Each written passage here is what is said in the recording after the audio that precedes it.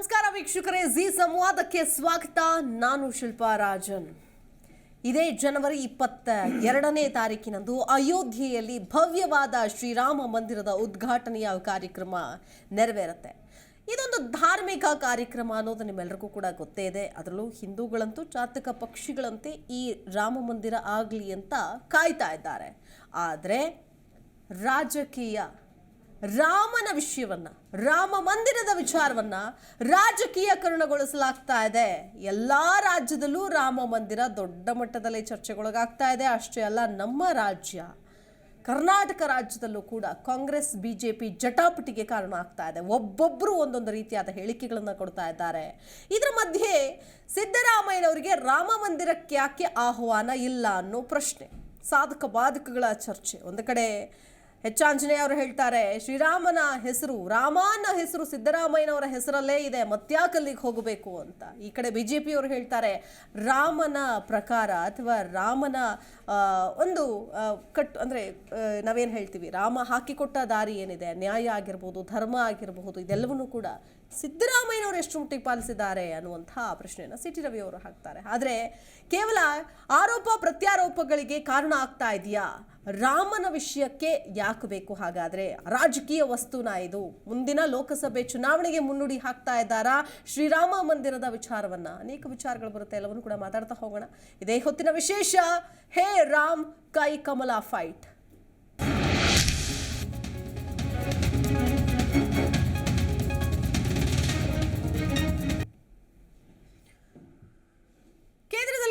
BJP ಸರ್ಕಾರ, ನರೇಂದ್ರ ಮೋದಿ ಅವರ ನೇತೃತ್ವದಲ್ಲಿರೋ BJP ಸರ್ಕಾರ ಶ್ರೀರಾಮ ಮಂದಿರವನ್ನ ಒಂದು ಪ್ರತಿಷ್ಠೆಯಾಗಿ ತೆಗೆದುಕೊಂಡಿರೋದ್ರಲ್ಲಿ ಯಾವುದೇ ಡೌಟ್ ಇಲ್ಲ. ರಾಜ್ಯ ರಾಜಕೀಯದಲ್ಲಿ ರಾಮ ಮಂದಿರ ಸಂಚಲನವನ್ನೇ ಸೃಷ್ಟಿ ಮಾಡ್ತಾ ಇದೆ. ಆಡಳಿತಾರೂಢ ಕಾಂಗ್ರೆಸ್, ಪ್ರತಿಪಕ್ಷ ಬಿಜೆಪಿ ಕೆಸರ ಚಾಟಕ್ಕೆ ಕಾರಣ ಆಗ್ತಾ ಇದೆ. ರಾಮ ಮಂದಿರ ಉದ್ಘಾಟನೆಗೆ ಸಿಎಂ ಹೋಗಬಾರ್ದಾ ಅನ್ನೋ ಪ್ರಶ್ನೆ, ಸಿಎಂ ಸಿದ್ದರಾಮಯ್ಯನವರಿಗೆ ಆಹ್ವಾನದ ಕುರಿತು ದೊಡ್ಡ ಮಟ್ಟದಲ್ಲಿ ಚರ್ಚೆ ಆಗ್ತಾ ಇದೆ. ರಾಜ್ಯ ಕಾಂಗ್ರೆಸ್ ಏಟಿಗೆ ಬಿಜೆಪಿ ನಾಯಕರು ಎದುರೇಟ್ಕೊಡ್ತಾ ಇದ್ದಾರೆ. ಬಿಜೆಪಿಗೆ ಮಂದಿರ ಅಸ್ತ್ರ, ಕೈಗೆ ಹಿಂದೂ ವಿರೋಧಿ ಹಣೆಪಟ್ಟಿ. ಅಡಕತ್ತರಿಯಲ್ಲಿ ಸಿಎಂ, ಕಾಂಗ್ರೆಸ್ ವರಿಷ್ಠರ ನಿಲುವೇನು ಹಾಗಾದ್ರೆ? ಕಾಂಗ್ರೆಸ್ಗೆ ಬಿಸಿ ತುಪ್ಪ ಆಯ್ತಾ ಅಯೋಧ್ಯೆ ಮಂದಿರದ ವಿಷಯ? ಸಿದ್ದರಾಮಯ್ಯ ವಿರುದ್ಧ ವಿವಿಧ ಮಠಾಧೀಶರು ಕೂಡ ಆಕ್ರೋಶ ವ್ಯಕ್ತಪಡಿಸ್ತಾ ಇದ್ದಾರೆ ಅವರ ಹೇಳಿಕೆಗೆ. ಹಾಗಾದ್ರೆ ಮೊದಲನೇದಾಗಿ ಬಿಜೆಪಿ ನಾಯಕರು ಏನೆಲ್ಲ ಆರೋಪ ಮಾಡಿದ್ದಾರೆ? ಪ್ರಹ್ಲಾದ್ ಜೋಶಿ ಆಗಿರ್ಬೋದು, ವಿಜೇಂದ್ರ, ಸಿಟಿ ರವಿ, ಶ್ರೀರಾಮುಲು, ಸುನೀಲ್ ಕುಮಾರ್ ಮಾತನಾಡಿದ್ದಾರೆ. ಏನೇನು ಹೇಳಿದ್ದಾರೆ ಕೇಳ್ಕೊಂಡು ಬರೋಣ. ನೋಡ್ರಿ, 31 ವರ್ಷದ ಹಿಂದಿನ ಪ್ರಕರಣವನ್ನ ಪುನಃ ಕೆದಕುವಂಥದ್ದು ಸರ್ಕಾರದ ಒಂದು ಕುಹಕತನ, ಸರ್ಕಾರದ ನೀಚತನ. ರಾಮ ಮಂದಿರ ನಿರ್ಮಾಣ ಆದರೆ ನಿಮ್ಗೆ ಯಾಕೆ ಇಷ್ಟು ಹೊಟ್ಟೆ ಕಿಚ್ಚು ಅಂತ ನಾನು ಸಿದ್ದರಾಮಯ್ಯನವ್ರನ್ನ ಮತ್ತು ಉಳಿದ ಸಂಬಂಧಿಸಿದ ಮಂತ್ರಿಗಳನ್ನ ಕೇಳಲಿಕ್ಕೆ ಇಚ್ಛೆ ಬಿಡ್ತೇನೆ. 31 ವರ್ಷದ ಹಳೆಯ ಕೇಸನ್ನ ರೀಓಪನ್ ಮಾಡಿ, 5 ವರ್ಷ ಅಲ್ಲ, 10 ವರ್ಷ ಅಲ್ಲ, 31 ವರ್ಷದ ಹಳೆ ಕೇಸನ್ನ ರೀಓಪನ್ ಮಾಡಿ ಹಿಂದೂ ಕಾರ್ಯಕರ್ತ ಶ್ರೀಕಾಂತ್ ಪೂಜಾರಿ ಅವ್ರನ್ನ ಬಂಧನ ಮಾಡಿರ್ತಕ್ಕಂಥದ್ದು, ಅರೆಸ್ಟ್ ಮಾಡಿರ್ತಕ್ಕಂಥದ್ದು ಭಾರತೀಯ ಜನತಾ ಪಾರ್ಟಿ ಬಲವಾಗಿ ನಾವು ಖಂಡಿಸ್ತೇವೆ. ಯಾವ ಸಂದರ್ಭದಲ್ಲಿ ಹಿಂದೂ ಕಾರ್ಯಕರ್ತನನ್ನ, ರಾಮ ಭಕ್ತನನ್ನ ಇವರು ಬಂಧಿಸಿದ್ದಾರೆ ಅಂತ ಹೇಳಿದ್ರೆ, ಇಡೀ ರಾಜ್ಯದಲ್ಲಿ, ಇಡೀ ದೇಶದಲ್ಲಿ ಕೋಟ್ಯಾಂತರ ಹಿಂದೂ ಕಾರ್ಯಕರ್ತರು ಜನವರಿ 22ರಂದು ಅಯೋಧ್ಯೆಯಲ್ಲಿ ಭಗವಾನ್ ಶ್ರೀರಾಮನ ಒಂದು ಪ್ರತಿಷ್ಠಾಪನೆ ಆಗ್ತಾ ಇರ್ತಕ್ಕಂಥ ಶುಭ ಸಂದರ್ಭದಲ್ಲಿ ಇಡೀ ದೇಶದಲ್ಲಿ ಇವತ್ತು ಸಂಭ್ರಮದ ವಾತಾವರಣ ಇದೆ, ಸಂಭ್ರಮಾಚರಣೆ ನಡೀತಾ ಇದೆ. 90ರ ಮೊದಲನೇ ಕರಸೇವೆಗೆ ತಲುಪಲಿಕ್ಕಾಗಲಿಲ್ಲ. 92ರ 2ನೇ ಬಾರಿಯ ಕರಸೇವೆಯಲ್ಲಿ ಭಾಗವಹಿಸಿತು. ನಾನು, ಸುನೀಲ್ ಕುಮಾರ್ ಅವರು, ವಕೀಲರಾದಂಥ ಕಾನಾ ರಾಮಸ್ವಾಮಿ ಅವರು, ನಾಗೇಶ್ ಕಾಮತ್ ಅವರು, ನಾವೆಲ್ಲರೂ ಅಯೋಧ್ಯೆಯಲ್ಲಿ ಕರಸೇವೆಯಲ್ಲಿ ಪಾಲ್ಗೊಂಡವರು. ನಮಗೆ ಆಮಂತ್ರಣ ಬಂದಿಲ್ಲ. ಇನ್ನು ಯಾರಿಗೆ ಆಮಂತ್ರಣ ಕೊಡಬೇಕು ಅನ್ನೋದು ನಿರ್ಣಯ ಮಾಡುವ ಅಧಿಕಾರ, ಆ ಅಧಿಕಾರ ಪ್ರಧಾನಮಂತ್ರಿಗಳದ್ದು ಅಲ್ಲ. ಆ ಅಧಿಕಾರ ರಾಮ ಜನ್ಮಭೂಮಿ ಮಂದಿರ ನಿರ್ಮಾಣ ಟ್ರಸ್ಟ್ ಏನಿದೆ ಅವರು ನಿರ್ಣಯ ಮಾಡ್ತಾರೆ. ಇನ್ನೂ ದಿನ ಇದೆ, ಬರ್ಬೋದು, ಬರದೇ ಇರ್ಬೋದು, ನಮಗೆ ಗೊತ್ತಿಲ್ಲ. ಮಂದಿರ ನಿರ್ಮಾಣ ಆಗಬೇಕು ಅಂತ ಹೋರಾಟ ಮಾಡಿದವರಿಗೆ ಎಲ್ರಿಗೂ ಆಮಂತ್ರಣ ಹೋಗಿಲ್ಲ, ನಂತರ ಬರ್ಬೋದು ಅಂತ ಹೇಳಿದ್ದಾರೆ. ಹಾಗಿದ್ದಾಗ ನಾನು ಅವರಿಗೆ ಚುಚ್ಚಲಿಕ್ಕೋಸ್ಕರ ಕೇಳ್ತಿರೋದಲ್ಲ. ರಾಮ ಮಂದಿರ ನಿರ್ಮಾಣ ಆಗಬೇಕು ಅಂತ ಕಾಂಗ್ರೆಸ್ ಯಾವಾಗ ಬಯಸಿತ್ತು? ಅವ್ರು ಬಯಸಿದ್ರೆ ಸ್ವತಂತ್ರ ಭಾರತದಲ್ಲಿ ನಾವು ಹೋರಾಟ ಮಾಡೋ ಪ್ರಶ್ನೆನೇ ಬರ್ತಿರ್ಲಿಲ್ಲ. ದೇಶಕ್ಕೆ ಸ್ವತಂತ್ರ ಬಂದ ಸಂದರ್ಭದಲ್ಲೇ ಮಂದಿರ ನಿರ್ಮಾಣವೂ ಆಗಿಬಿಡೋದು. ನಾವಿಷ್ಟೆಲ್ಲ ಹೋರಾಟ ಮಾಡಬೇಕಾದಂಥ, ಕರ್ತವ್ಯ ಮಾಡಬೇಕಾದಂಥ ಸ್ಥಿತಿಯೇ ಬರ್ತಿರ್ಲಿಲ್ಲ. ಮುಖಾಂತರ ರಾವಣ ಮಾತ್ರ ರಾಮ ವಿರೋಧಿ ಅಲ್ಲ, ನಾನೂ ಕೂಡ ರಾಮ ವಿರೋಧಿ ಅನ್ನೋದನ್ನು ಕಾರ್ಯಕರ್ತನನ್ನು ಬಂಧನ ಮಾಡೋದ್ರ ಮುಖಾಂತರ ತನ್ನ ನಿಲುವಿನ ಮುಖಾಂತರ ಇವತ್ತು ಕಾಂಗ್ರೆಸ್ ಸರ್ಕಾರ ಸಿದ್ಧಗೊಳಿಸ್ತಾ ಇದೆ. ಕೇವಲ ಒಬ್ಬ ಹುಬ್ಬಳ್ಳಿಯ ಕಾರ್ಯಕರ್ತನನ್ನು ಮಾತ್ರ ಬಂಧನ ಮಾಡೋದಲ್ಲ, 92ರ ಕಾರ್ಯಸಭೆಯಲ್ಲಿ ನಾನೂ ಕೂಡ ಭಾಗವಹಿಸಿದ್ದೆ. ಸಿದ್ದರಾಮಯ್ಯನವರಿಗೆ ನಾನು ಸವಾಲನ್ನು ಹಾಕ್ತೇನೆ,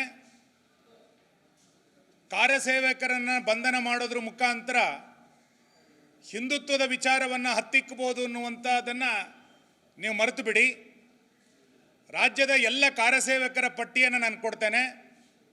ನಿಮ್ಮ ಸರ್ಕಾರಕ್ಕೆ ತಾಕತ್ತಿದ್ರೆ, ನಿಮಗೆ ತಾಕತ್ತಿದ್ರೆ ರಾಮ ಕಾರ್ಯಸೇವಕರನ್ನು ಬಂಧನವನ್ನು ಮಾಡಿ ನೋಡಿ. ಇನ್ನು ಇದೇ ವಿಚಾರಕ್ಕೆ ಸಂಬಂಧಪಟ್ಟಂತೆ ಕಾಂಗ್ರೆಸ್ ನಾಯಕರು ಕೂಡ ಮಾತನಾಡಿದ್ದಾರೆ. ಒಂದು ಕಡೆ ಸಿಎಂ ಸಿದ್ದರಾಮಯ್ಯನವರು, ಗೃಹ ಸಚಿವರಾದ ಪರಮೇಶ್ವರ್, ಮಧು ಬಂಗಾರಪ್ಪ ಹೇಳಿದ್ದಾರೆ. ಏನು ಹೇಳಿದ್ದಾರೆ ಕೇಳ್ಕೊಂಬರೋಣ. ಅಪರಾಧಿನೇ ಯಾವಾಗಲೂ ಅನ್ಲೆಸ್ ಕೋರ್ಟ್ನಲ್ಲಿ ಅಕ್ವಿಟ್ ಆಗೋವರೆಗೂ ಕೂಡ ಅವ್ರ ಅಪರಾಧಿನೇ ಅಲ್ವಾ? ಟೈಮ್ ಆಗ್ಬಿಟ್ಟ ತಕ್ಷಣ ಅಪರಾಧ ಹೋಗ್ಬಿಡ್ತದ? ಪ್ರಹ್ಲಾದ್ ಜೋಶಿ ಅವರಿಗೆ ಕಾನೂನು ಗೊತ್ತಿದೆಯಂತ ಇಲ್ಲೋ ಗೊತ್ತಿಲ್ಲಪ್ಪ ನನಗೆ. ಸಮಯ ಆದ ತಕ್ಷಣನೇ ಕೋರ್ಟ್ ಅಪರಾಧ ಅದು ಹೋಗೋದಿಲ್ಲ, ಅದು ಇರ್ತದೆ. ನಾವು ಹೋಮ್ ಮಿನಿಸ್ಟ್ರು ಹಳೆ ಕೇಸ್ಗಳನ್ನೆಲ್ಲ ಚುತ್ತ ಮಾಡಿ ಅಂತ ಹೇಳಿದ್ದಾರೆ. ಅವ್ರು ಅದಕ್ಕೋಸ್ಕರ ಹಳೆ ಕೇಸ್ನಲ್ಲಿ ಯಾರ್ಯಾರು ಇದ್ರು ಅವ್ರನ್ನ ವಿಚಾರ ಮಾಡಿದ್ದಾರೆ. ಅವ್ರದ್ದು ನೀಚತನ, ಅಪರಾಧಿಗಳನ್ನು ಬೆಂಬಲ ಕೊಡ್ತಾ ಇದ್ದಾರಲ್ಲ ಅವ್ರದ್ದು ನೀಚತನ ಸರಿ ಇಲ್ಲ. ಈಗ ಹಿಂದೆ ಅವರು ಸರ್ಕಾರ ನಡೆಸಿದ್ದಾರೆ, 4 ವರ್ಷ ಅವರು ಕೂಡ ಸರ್ಕಾರ ನಡೆಸಿದ್ದಾರೆ. ಹಿಂದೆ ಮೊನ್ನೆ ಯಡಿಯೂರಪ್ಪನವರು ಕೂಡ ಸರ್ಕಾರ ನಡೆಸಿದ್ದಾರೆ. ಈ ರೀತಿ ಹಳೆ ಕೇಸ್ಗಳಿರೋದು ಸರಿನಾ? ಅದಕ್ಕೆ ನಾವು ನೋಡಪ್ಪ, ಈ ಹಳೆ ಕೇಸ್ಗಳನ್ನೆಲ್ಲ ಒಂದು ನ್ಯಾಯ ಈ ಕಡೆ ಆಗಿದ್ರು ಆಗ್ಬೋದು, ಆ ಕಡೆ ಆದರೆ ಅವ್ರಿಗೆ ಪನಿಷ್ ಆಗ್ಬೋದು, ಇದೆಲ್ಲ ಖುಲಾಸೆ ಮಾಡ್ಬೋದು. ಅದನ್ನು ಕೇಸನ್ನು ಇಟ್ಕೊಂಡು ಕೂತ್ಕೊಳ್ಳೋದು ಬೇಡ ಅಂತೇಳಿ ಅವರು ರಿವ್ಯೂ ಮಾಡುವಾಗ ಮಾಡಿದ್ದಾರೆ ವಿನಃ ಅದನ್ನು ಸ್ಪೆಸಿಫಿಕ್ ಆಗಿ ಅದೊಂದೇ ಕೇಸ್ ಮಾಡಿದರೆ ನಾನು ಒಪ್ಕೊಳ್ತೀನಿ, ನಾನು ಯಾವುದು ತಪ್ಪಾಗಿದೆ ನಮ್ಮದು ಅಂತ ಹೇಳ್ಬೋದು. ಆದರೆ ಎಲ್ಲ ಕೇಸ್ಗಳನ್ನೂ ಕೂಡ 32 ಕೇಸ್ಗಳು ಮಾಡುವಾಗ ಅದನ್ನು ಮಾಡಿದ್ದಾರೆ. ಅಷ್ಟು ಬಿಟ್ಟರೆ ಅದಕ್ಕೆ ಇನ್ನೇನಾದರೂ ಅರ್ಥ ಅದು ಕಲ್ಪಿಸೋದು ಅಗತ್ಯ ಇಲ್ಲ ಅಂತ ನೆನ್ನೆನೂ ಹೇಳಿದ್ದೀನಿ, ಈಗಲೂ ಹೇಳಿ ಅಷ್ಟೇ. ಹೋಗ್ತಾರ ಬಿಡ್ತಾರ ಗೊತ್ತಿಲ್ಲ ನನಗೆ. ಅಲ್ಲ, ಆ ರಾಮ ಇಲ್ಲ ಅಂದರೆ ಇಲ್ಲಿ ಯಾವ್ದಾರು ಒಂದು ರಾಮನ ಹಿಡ್ಕೊಂಡು ಕೂತ್ಕೋತೀವಿ, ಏನು ತೊಂದರೆ ಏನಿಲ್ಲ. ರಾಮ ಎಲ್ಲಿದ್ರೆ ಏನಂತ್ರಿ, ಹೃದಯದಲ್ಲಿ ಭಾವನೆಯಿಂದ ಬರಬೇಕಾಗ್ತದೆ. ಅದು ಒಂದು ಇನ್ವಿಟೇಷನಲ್ಲಿ ಬರಲ್ಲ. ಬಟ್ ಅಲ್ಲೇನೋ ಕೇಳ್ಪಟ್ಟೆ, ಅದರೊಳಗೆಲ್ಲ ದುಡ್ಡು ಕಲೆಕ್ಷನ್ ಎಲ್ಲನೋ ಅವ್ಯವಹಾರ ಆಗಿದೆ ಅಂತೆ. ಅವ್ಯವಹಾರದ ರಾಮ ಮಂದಿರ ಆಗಬಾರ್ದು. ಅದು ಯಾರೋ ರಾಮನ ಹೆಸರಲ್ಲಿ ಹೋಗ್ಬಿಟ್ಟು ರಾಜಕಾರಣ ಮಾಡಿದ್ದಾತು, ರಾಮನ ಹೆಸರಲ್ಲಿ ದುಡ್ಡು ಮಾಡಿಬಿಟ್ರೆ ತಪ್ಪಾಗ್ತದಲ್ಲ. ಅದೊಂದು ಇನ್ವೆಸ್ಟಿಗೇಷನ್ ಮಾಡೋದು ಒಳ್ಳೆಯದು. ನಾನು ನರೇಂದ್ರ ಮೋದಿ ಅವರಿಗೆ ಮನವಿ ಮಾಡ್ತೀನಿ, ಆ ಥರ ಏನಾದ್ರು ಇದ್ದರೆ ಒಂದು ಇನ್ವೆಸ್ಟಿಗೇಷನ್ ಮಾಡಿರಿ. ಇದೇ ವಿಚಾರಕ್ಕೆ ಸಂಬಂಧಪಟ್ಟಂತೆ ನಾವು ಕೂಡ ಚರ್ಚೆಯನ್ನು ಆರಂಭಿಸ್ತಾ ಹೋಗ್ತೀವಿ. ಮೊದಲೇದಾಗಿ ಜೆಡಿಎಸ್ ಪಕ್ಷದ ವಕ್ತಾರರಾದಂತಹ ನಾಗೇಂದ್ರ ಪ್ರಸಾದ್ ಅವರಿದ್ದಾರೆ. ನಮಸ್ಕಾರ ಸರ್, ಕಾರ್ಯಕ್ರಮಕ್ಕೆ ಸ್ವಾಗತ. ಬಿಜೆಪಿಯಿಂದ ಗೋವಿಂದರಾಜು ಅವರು ಜಾಯ್ನ್ ಆಗ್ತಾ ಇದ್ದಾರೆ. ನಮಸ್ಕಾರ ಗೋವಿಂದರಾಜು, ಕಾರ್ಯಕ್ರಮಕ್ಕೆ ಸ್ವಾಗತ. ಸೂರ್ಯಮುಕುಂದರಾಜ್ ಜಾಯ್ನ್ ಆಗ್ತಾ ಇದ್ದಾರೆ, ಕಾಂಗ್ರೆಸ್ ಪಕ್ಷದ ವಕ್ತಾರರು. ನಮಸ್ಕಾರ, ಕಾರ್ಯಕ್ರಮಕ್ಕೆ ಸ್ವಾಗತ. ಸೂರ್ಯಮುಕುಂದರಾಜ್ ಅವರಿಂದನೇ ಕಾರ್ಯಕ್ರಮ ಆರಂಭ ಮಾಡ್ತೀನಿ. ಏನು ಹೇಳ್ತೀರಿ? ಮೊದಲೇದಾಗಿ ಒಂದು ಕಡೆ ಇನ್ವಿಟೇಷನ್ ಬಂದಿಲ್ಲ ಸಿದ್ದರಾಮಯ್ಯನವರಿಗೆ ಅನ್ನೋದು, ಅದರ ಜೊತೆಗೆ 31 ವರ್ಷಗಳ ಹಿಂದಿನ ಕೇಸನ್ನು ರೀಓಪನ್ ಮಾಡ್ತಾ ಇದ್ದಾರೆ. ಅದು ಈ ಸಂದರ್ಭದಲ್ಲಿ ಬೇಕು ಅಂತಾನೆ ದ್ವೇಷ ರಾಜಕಾರಣ ಮಾಡೋದಕ್ಕೆ ಮುಂದಾಗ್ತಾ ಇದೆ ಕಾಂಗ್ರೆಸ್ ಸರ್ಕಾರ. ಇಷ್ಟು ದಿನ ಇಲ್ಲದೆ ಇರೋದು ಈಗಲೇ ಮಾಡ್ತಿದ್ದಾರೆ ಅಂತಂದ್ರೆ ಇದಕ್ಕೊಂದು ಮೋಟೋ ಇಟ್ಕೊಂಡಿದ್ದಾರೆ ಅಥವಾ ಇನ್ನೇನೋ ಬೇರೆ ಒಂದು ದೃಷ್ಟಿಯಿಂದಲೇ ಮಾಡ್ತಿದ್ದಾರೆ ಅನ್ನೋ ಆರೋಪಗಳು ಕೇಳಿ ಬರ್ತಾ ಇದೆ. ಏನು ಹೇಳ್ತೀರಿ? ಮೊದಲೇ ಈಗ ಬರೀ ಇದೊಂದೇ ಪ್ರಕರಣ ಆಗಿದ್ರೆ ಅವ್ರು ಹೇಳ್ಬೋದು. ಪ್ರತಿಯೊಂದನ್ನು ಬಿಜೆಪಿ ಅವ್ರು ಏನು ಮಾಡ್ತಿದ್ದಾರೆ ಅಂದರೆ ಪೊಲಿಟಿಸೈಸ್ ಮಾಡ್ತಾ ಇದ್ದಾರೆ. ಮೊದಲನೇದು ಹೇಳ್ಬಿಡ್ತೀನಿ ನಿಮಗೆ ಆಮಂತ್ರಣದ ಬಗ್ಗೆ. LK ಅಡ್ವಾಣಿ ಮತ್ತು ಮುರಳಿ ಮನೋಹರ್ ಜೋಶಿ ಅವರಿಗೆ ಇವರು ಆಹ್ವಾನ ಕೊಟ್ಟಿಲ್ಲ, ಇನ್ನು ಬೇರೆಯವ್ರಿಗೆ ಕೊಡ್ತಾರಾ? CT ರವಿ ಹೇಳಿದ್ರು ನನಗೆ ಆಹ್ವಾನ ಬಂದಿಲ್ಲಪ್ಪ, ನಾವು ಕರಸೇವೆ ಮಾಡಿದ್ವಿ ಅಂತ. ಯಾರು ಕರಸೇವೆ ಮಾಡಿದ್ರು ಅವ್ರಿಗೆ ಆಹ್ವಾನ ಕೊಟ್ಟಿಲ್ಲ ಇವರು. ಇನ್ನು ಸಿದ್ದರಾಮಯ್ಯ ಅವ್ರಿಗೆ ಆಹ್ವಾನ ಕೊಡ್ತಾರೆ ಅಂತ ನಾವು ಅಪೇಕ್ಷೆ ಮಾಡೋಕ್ಕಾದ್ರೂ ಆಗುತ್ತಾ? ಅಂದ್ರೆ ರಾಜ್ಯದ ಮುಖ್ಯಮಂತ್ರಿಗಳಿಗೆ ಕೊಡೋದಿಲ್ಲ ಅಂತ ಅಲ್ಲ, ಅವರು ನೋಡಿ ನರೇಂದ್ರ ಮೋದಿಯವರ ಒಂದು ಪ್ರಚಾರಕ್ಕೆ, ಅವರ ಒಂದು ಪಬ್ಲಿಸಿಟಿ ಸ್ಟಂಟ್ಗೆ ಯಾರು ಅಡ್ಡ ಬರಬಾರ್ದು ಅನ್ನೋದು ಅವ್ರ ಉದ್ದೇಶ. ಹಂಗೇನಾದ್ರು ಇದ್ದಿದ್ರೆ ಫಸ್ಟ್ ಇವರು ನಮಗೆ ಆಹ್ವಾನ ಕೊಡೋದು ಬೇಡ, ಸಿದ್ದರಾಮಯ್ಯ ಅವ್ರಿಗೆ ಆಹ್ವಾನ ಕೊಡೋದು ಬೇಡ. ಇವ್ರಿಗೆ LK ಅಡ್ವಾಣಿ ಅವ್ರಿಗೆ 95 ವರ್ಷ ವಯಸ್ಸಾಗಿದೆ, ಅದಕ್ಕೆ ಅವ್ರನ್ನ ಕರೆಯಲ್ಲ ಅಂತ ಹೇಳ್ತಾರೆ. ಮುರಳಿ ಮನೋಹರ್ ಜೋಶಿ ಅವ್ರಿಗೆ ವಯಸ್ಸಾಗಿದೆ, ಅದಕ್ಕೆ ಬೇಡ ಅಂತಾರೆ. ದೇವೇಗೌಡರಿಗೆ ಆಹ್ವಾನ ಕೊಡ್ತಾರೆ, ಅವ್ರಿಗೆ 90 ವರ್ಷ ವಯಸ್ಸಾಗಿಲ್ವಾ? ಸೊ ಇದರಲ್ಲಿ ಕ್ಲಿಯರ್ ಆಗಿ ಇವ್ರಿಗೆ ಒಂದು ರಾಮ ಮಂದಿರ ಮಾಡ್ತಾ ಇದ್ದೀರಾ ಅಂದರೆ, ಈ ದೇಶದಲ್ಲಿ BJPನವ್ರು ಮಾತ್ರ ಹಿಂದೂಗಳು, JDS ಅವ್ರು ಮಾತ್ರ ಒಕ್ಕಲಿಗರು, ಬೇರೆ ಪಕ್ಷದಲ್ಲಿರೋರು ಯಾರು ಹಿಂದೂಗಳು ಅಲ್ಲ, ಇನ್ನೊಂದು ಜಾತಿಗೂ ಸೇರಿದವರಲ್ಲ. ಬರೀ ಯಾರು BJPಗೆ ಸಪೋರ್ಟ್ ಮಾಡ್ತಾರೆ ಅವ್ರು ಮಾತ್ರ ಧಾರ್ಮಿಕವಾಗಿ ರಾಮ ಮಂದಿರ ಉದ್ಘಾಟನೆ ಆಗ್ತಾ ಇರೋದು ಖುಷಿ ಇಲ್ವಾ ಕಾಂಗ್ರೆಸ್? ಅಲ್ಲ, ನೀವು ಖುಷಿಯಾಗಿ ಯಾರು ಮಾಡ್ಬೇಕಾಗಿತ್ತು ಅದನ್ನ? ನೀವು ಖುಷಿ ಇವ್ರನ್ನ ಅಡ್ವಾಣಿನೇ ಅವ್ರು ಕರೀಲಿಲ್ಲ ಅಂದ್ರೆ ನಿಮಗೆ ಖುಷಿ ಇದೆಯಾ? ಅಲ್ಲ, ಈಗ ನೋಡಿ, ರಾಮ ಮಂದಿರ ಕಟ್ಟೋದು ಇನ್ನೊಂದು ಅವ್ರ ಅಜೆಂಡಾ. ಸೊ ನಿಮ್ದೇನೋ ಪಾತ್ರ ಇಲ್ಲ ಅದ್ರಲ್ಲಿ, ನಿಮ್ಗೇನೋ ಇಂಟ್ರೆಸ್ಟ್ ಇಲ್ಲ ಅದ್ರಲ್ಲಿ. ಫಸ್ಟ್ ರಾಮ ಮಂದಿರಕ್ಕೆ ಪೂಜೆ ಮಾಡೋದಕ್ಕೆ ಅವಕಾಶ ಮಾಡಿಕೊಟ್ಟರೆ ರಾಜೀವ್ ಗಾಂಧಿ. ಅದನ್ನ ಇವ್ರು ಅರ್ಥ ಮಾಡ್ಕೊಬೇಕು. ಸೊ ಅದನ್ನ ಇವರು ಮಂದಿರವನ್ನ ಕೆಡವಿ, ಅಲ್ಲ ಮಸೀದಿಯನ್ನ ಕೆಡವಿ ಮಂದಿರವನ್ನ ಕಟ್ಟೋದಕ್ಕೆ ಹೋಗಿರುವಂಥವ್ರು ಇವರು. ಆ ಸಂದರ್ಭದಲ್ಲಿ ಇವರು ಎಷ್ಟೋ ಜನ ಕೋಮುವಾದ ಮಾಡಿ ಸುಮಾರು ಜನ ಧಾರ್ಮಿಕವಾಗಿ ಒಂದು ಮತೀಯ ಪ್ರಜ್ಞೆಯನ್ನು ಕೆರಳಿ ಇವ್ರು ಮಾಡಿರುವಂಥದ್ದು. ಲಂಕೇಶ್ವರ್ ಒಂದು ಮಾತು ಹೇಳ್ತಾರೆ ಆಗ್ಲೇನೆ, ರಾಮ ಮಂದಿರ ಕೆಡೋದಂಥ ಸಂದರ್ಭದಲ್ಲಿ, ಇಟ್ಟಿಗೆ ಪವಿತ್ರವಲ್ಲ ಜೀವ ಪವಿತ್ರ ಅಂತ. ಸೊ ಇವರು ಜೀವವನ್ನೇ ಪವಿತ್ರ ಅಂತ ನಂಬದೇ ಇರೋರು, ಇವ್ರಿಗೆ ಇಟ್ಟಿಗೆ ಪವಿತ್ರ ಅಂತ ಹೇಳ್ಕೊಂಡು ಹೋಗಿರೋರು. ಇವರು ಒಂದು ಏನಂದ್ರೆ ಮನುಷ್ಯ ಸಂಬಂಧಗಳನ್ನ ಒಟ್ಟುಗೂಡಿಸಿ ಎಲ್ರೂ ಆಹ್ವಾನ ಕೊಟ್ಟು ಸಂಭ್ರಮ ಮಾಡ್ಬೇಕಾಗಿರೋದು ಯಾರು? ಯಾರ ಜವಾಬ್ದಾರಿಯನ್ನ ತಗೊಂಡಿರ್ತಾರೆ ಅವರು. ಇವರು ಪಾರ್ಲಿಮೆಂಟ್ನ, ಹೊಸ ಪಾರ್ಲಿಮೆಂಟ್ನ ಯಾವ ರೀತಿ ಇನಾಗ್ರೇಷನ್ ಮಾಡಿದ್ರು, ಅಲ್ಲಿ ರಾಷ್ಟ್ರಪತಿಗಳಿಗೆ ಆಹ್ವಾನ ಕೊಟ್ಟಿರಲಿಲ್ಲ. ಇನ್ನ ಇದು ಕೇಸ್ ವಿಚಾರಕ್ಕೆ ಬರೋದಾದ್ರೆ, ಸೊ ನ್ಯಾಯಾಲಯದಲ್ಲಿ ಹಳೆ ಪ್ರಕರಣ ಹೊಸ ಪ್ರಕರಣಗಳನ್ನ ನ್ಯಾಯಾಧೀಶರು ವಾರೆಂಟ್ ಮಾಡೋವಂಥದ್ದು ಸಾಮಾನ್ಯವಾಗಿ ನಡ್ಕೊಂಡ್ಬಂದಿರೋಂಥದ್ದು. ನಾನು ಇಲ್ಲೊಂದು ಲಿಸ್ಟ್ ತಂದಿದ್ದೀನಿ. ಮೇಕೆದಾಟು ಪ್ರಕರಣ ಆದಂಥ ಸಂದರ್ಭದಲ್ಲಿ BJP ಸರ್ಕಾರ ಯಾವ ರೀತಿ ಪ್ರಕರಣವನ್ನು ಹಾಕಿದ್ದಾರೆ ನಮ್ಮ ಮೇಲೆ ಅಂತ. ಇಲ್ಲಿ ನೋಡಿ, ಇದು ರಾಮನಗರ ರೂರಲ್ ಪೊಲೀಸ್ ಸ್ಟೇಷನಲ್ಲಿ ಸಿದ್ದರಾಮಯ್ಯ ಅವರು, DK ಶಿವಕುಮಾರ್ ಇದರಲ್ಲಿ A1, ಸಿದ್ದರಾಮಯ್ಯ ಅವರು A2, DK ಸುರೇಶ್ ಅವರು ಇದ್ದಾರೆ, ಧ್ರುವ ನಾರಾಯಣ್ ಇದ್ದಾರೆ, 29 ಜನ ಆರೋಪಿಗಳು. ಕೊರೋನಾ ಟೈಮ್ನಲ್ಲಿ ಈಗ ರಾಮ ಮಂದಿರ ಕಟ್ಬೇಕಾದ್ರೆ ಇವ್ರ ಮನೆಗಳಿಗೆಲ್ಲ ಬೆಂಕಿ ಹಚ್ಬಿಟ್ಟು ಗಾಡಿಗಳಿಗೆ ಬೆಂಕಿ ಹಚ್ಚು ಅಂತ ಹೇಳೋರ. ಇದನ್ನ 9 ಕೇಸ್, 9 ಮೇಕೆದಾಟು ಪ್ರಕರಣದಲ್ಲಿ 9 ಕೇಸ್ಗಳು. ಹಂಗಾದ್ರೆ ಇವರು ಹಿಂದೂಗಳಲ್ವಾ? ನೀರಿಗೋಸ್ಕರ ಹೋರಾಟ ಮಾಡಿದ್ರೆ ಕೇಸ್ ಹಾಕೋದು, ಅದನ್ನ ಪೊಲಿಟಿಸೈಸ್ ಮಾಡಬಾರ್ದು. ಇವ್ರು ಯಾವ್ದೋ ಒಂದು ಇದ್ರಲ್ಲಿ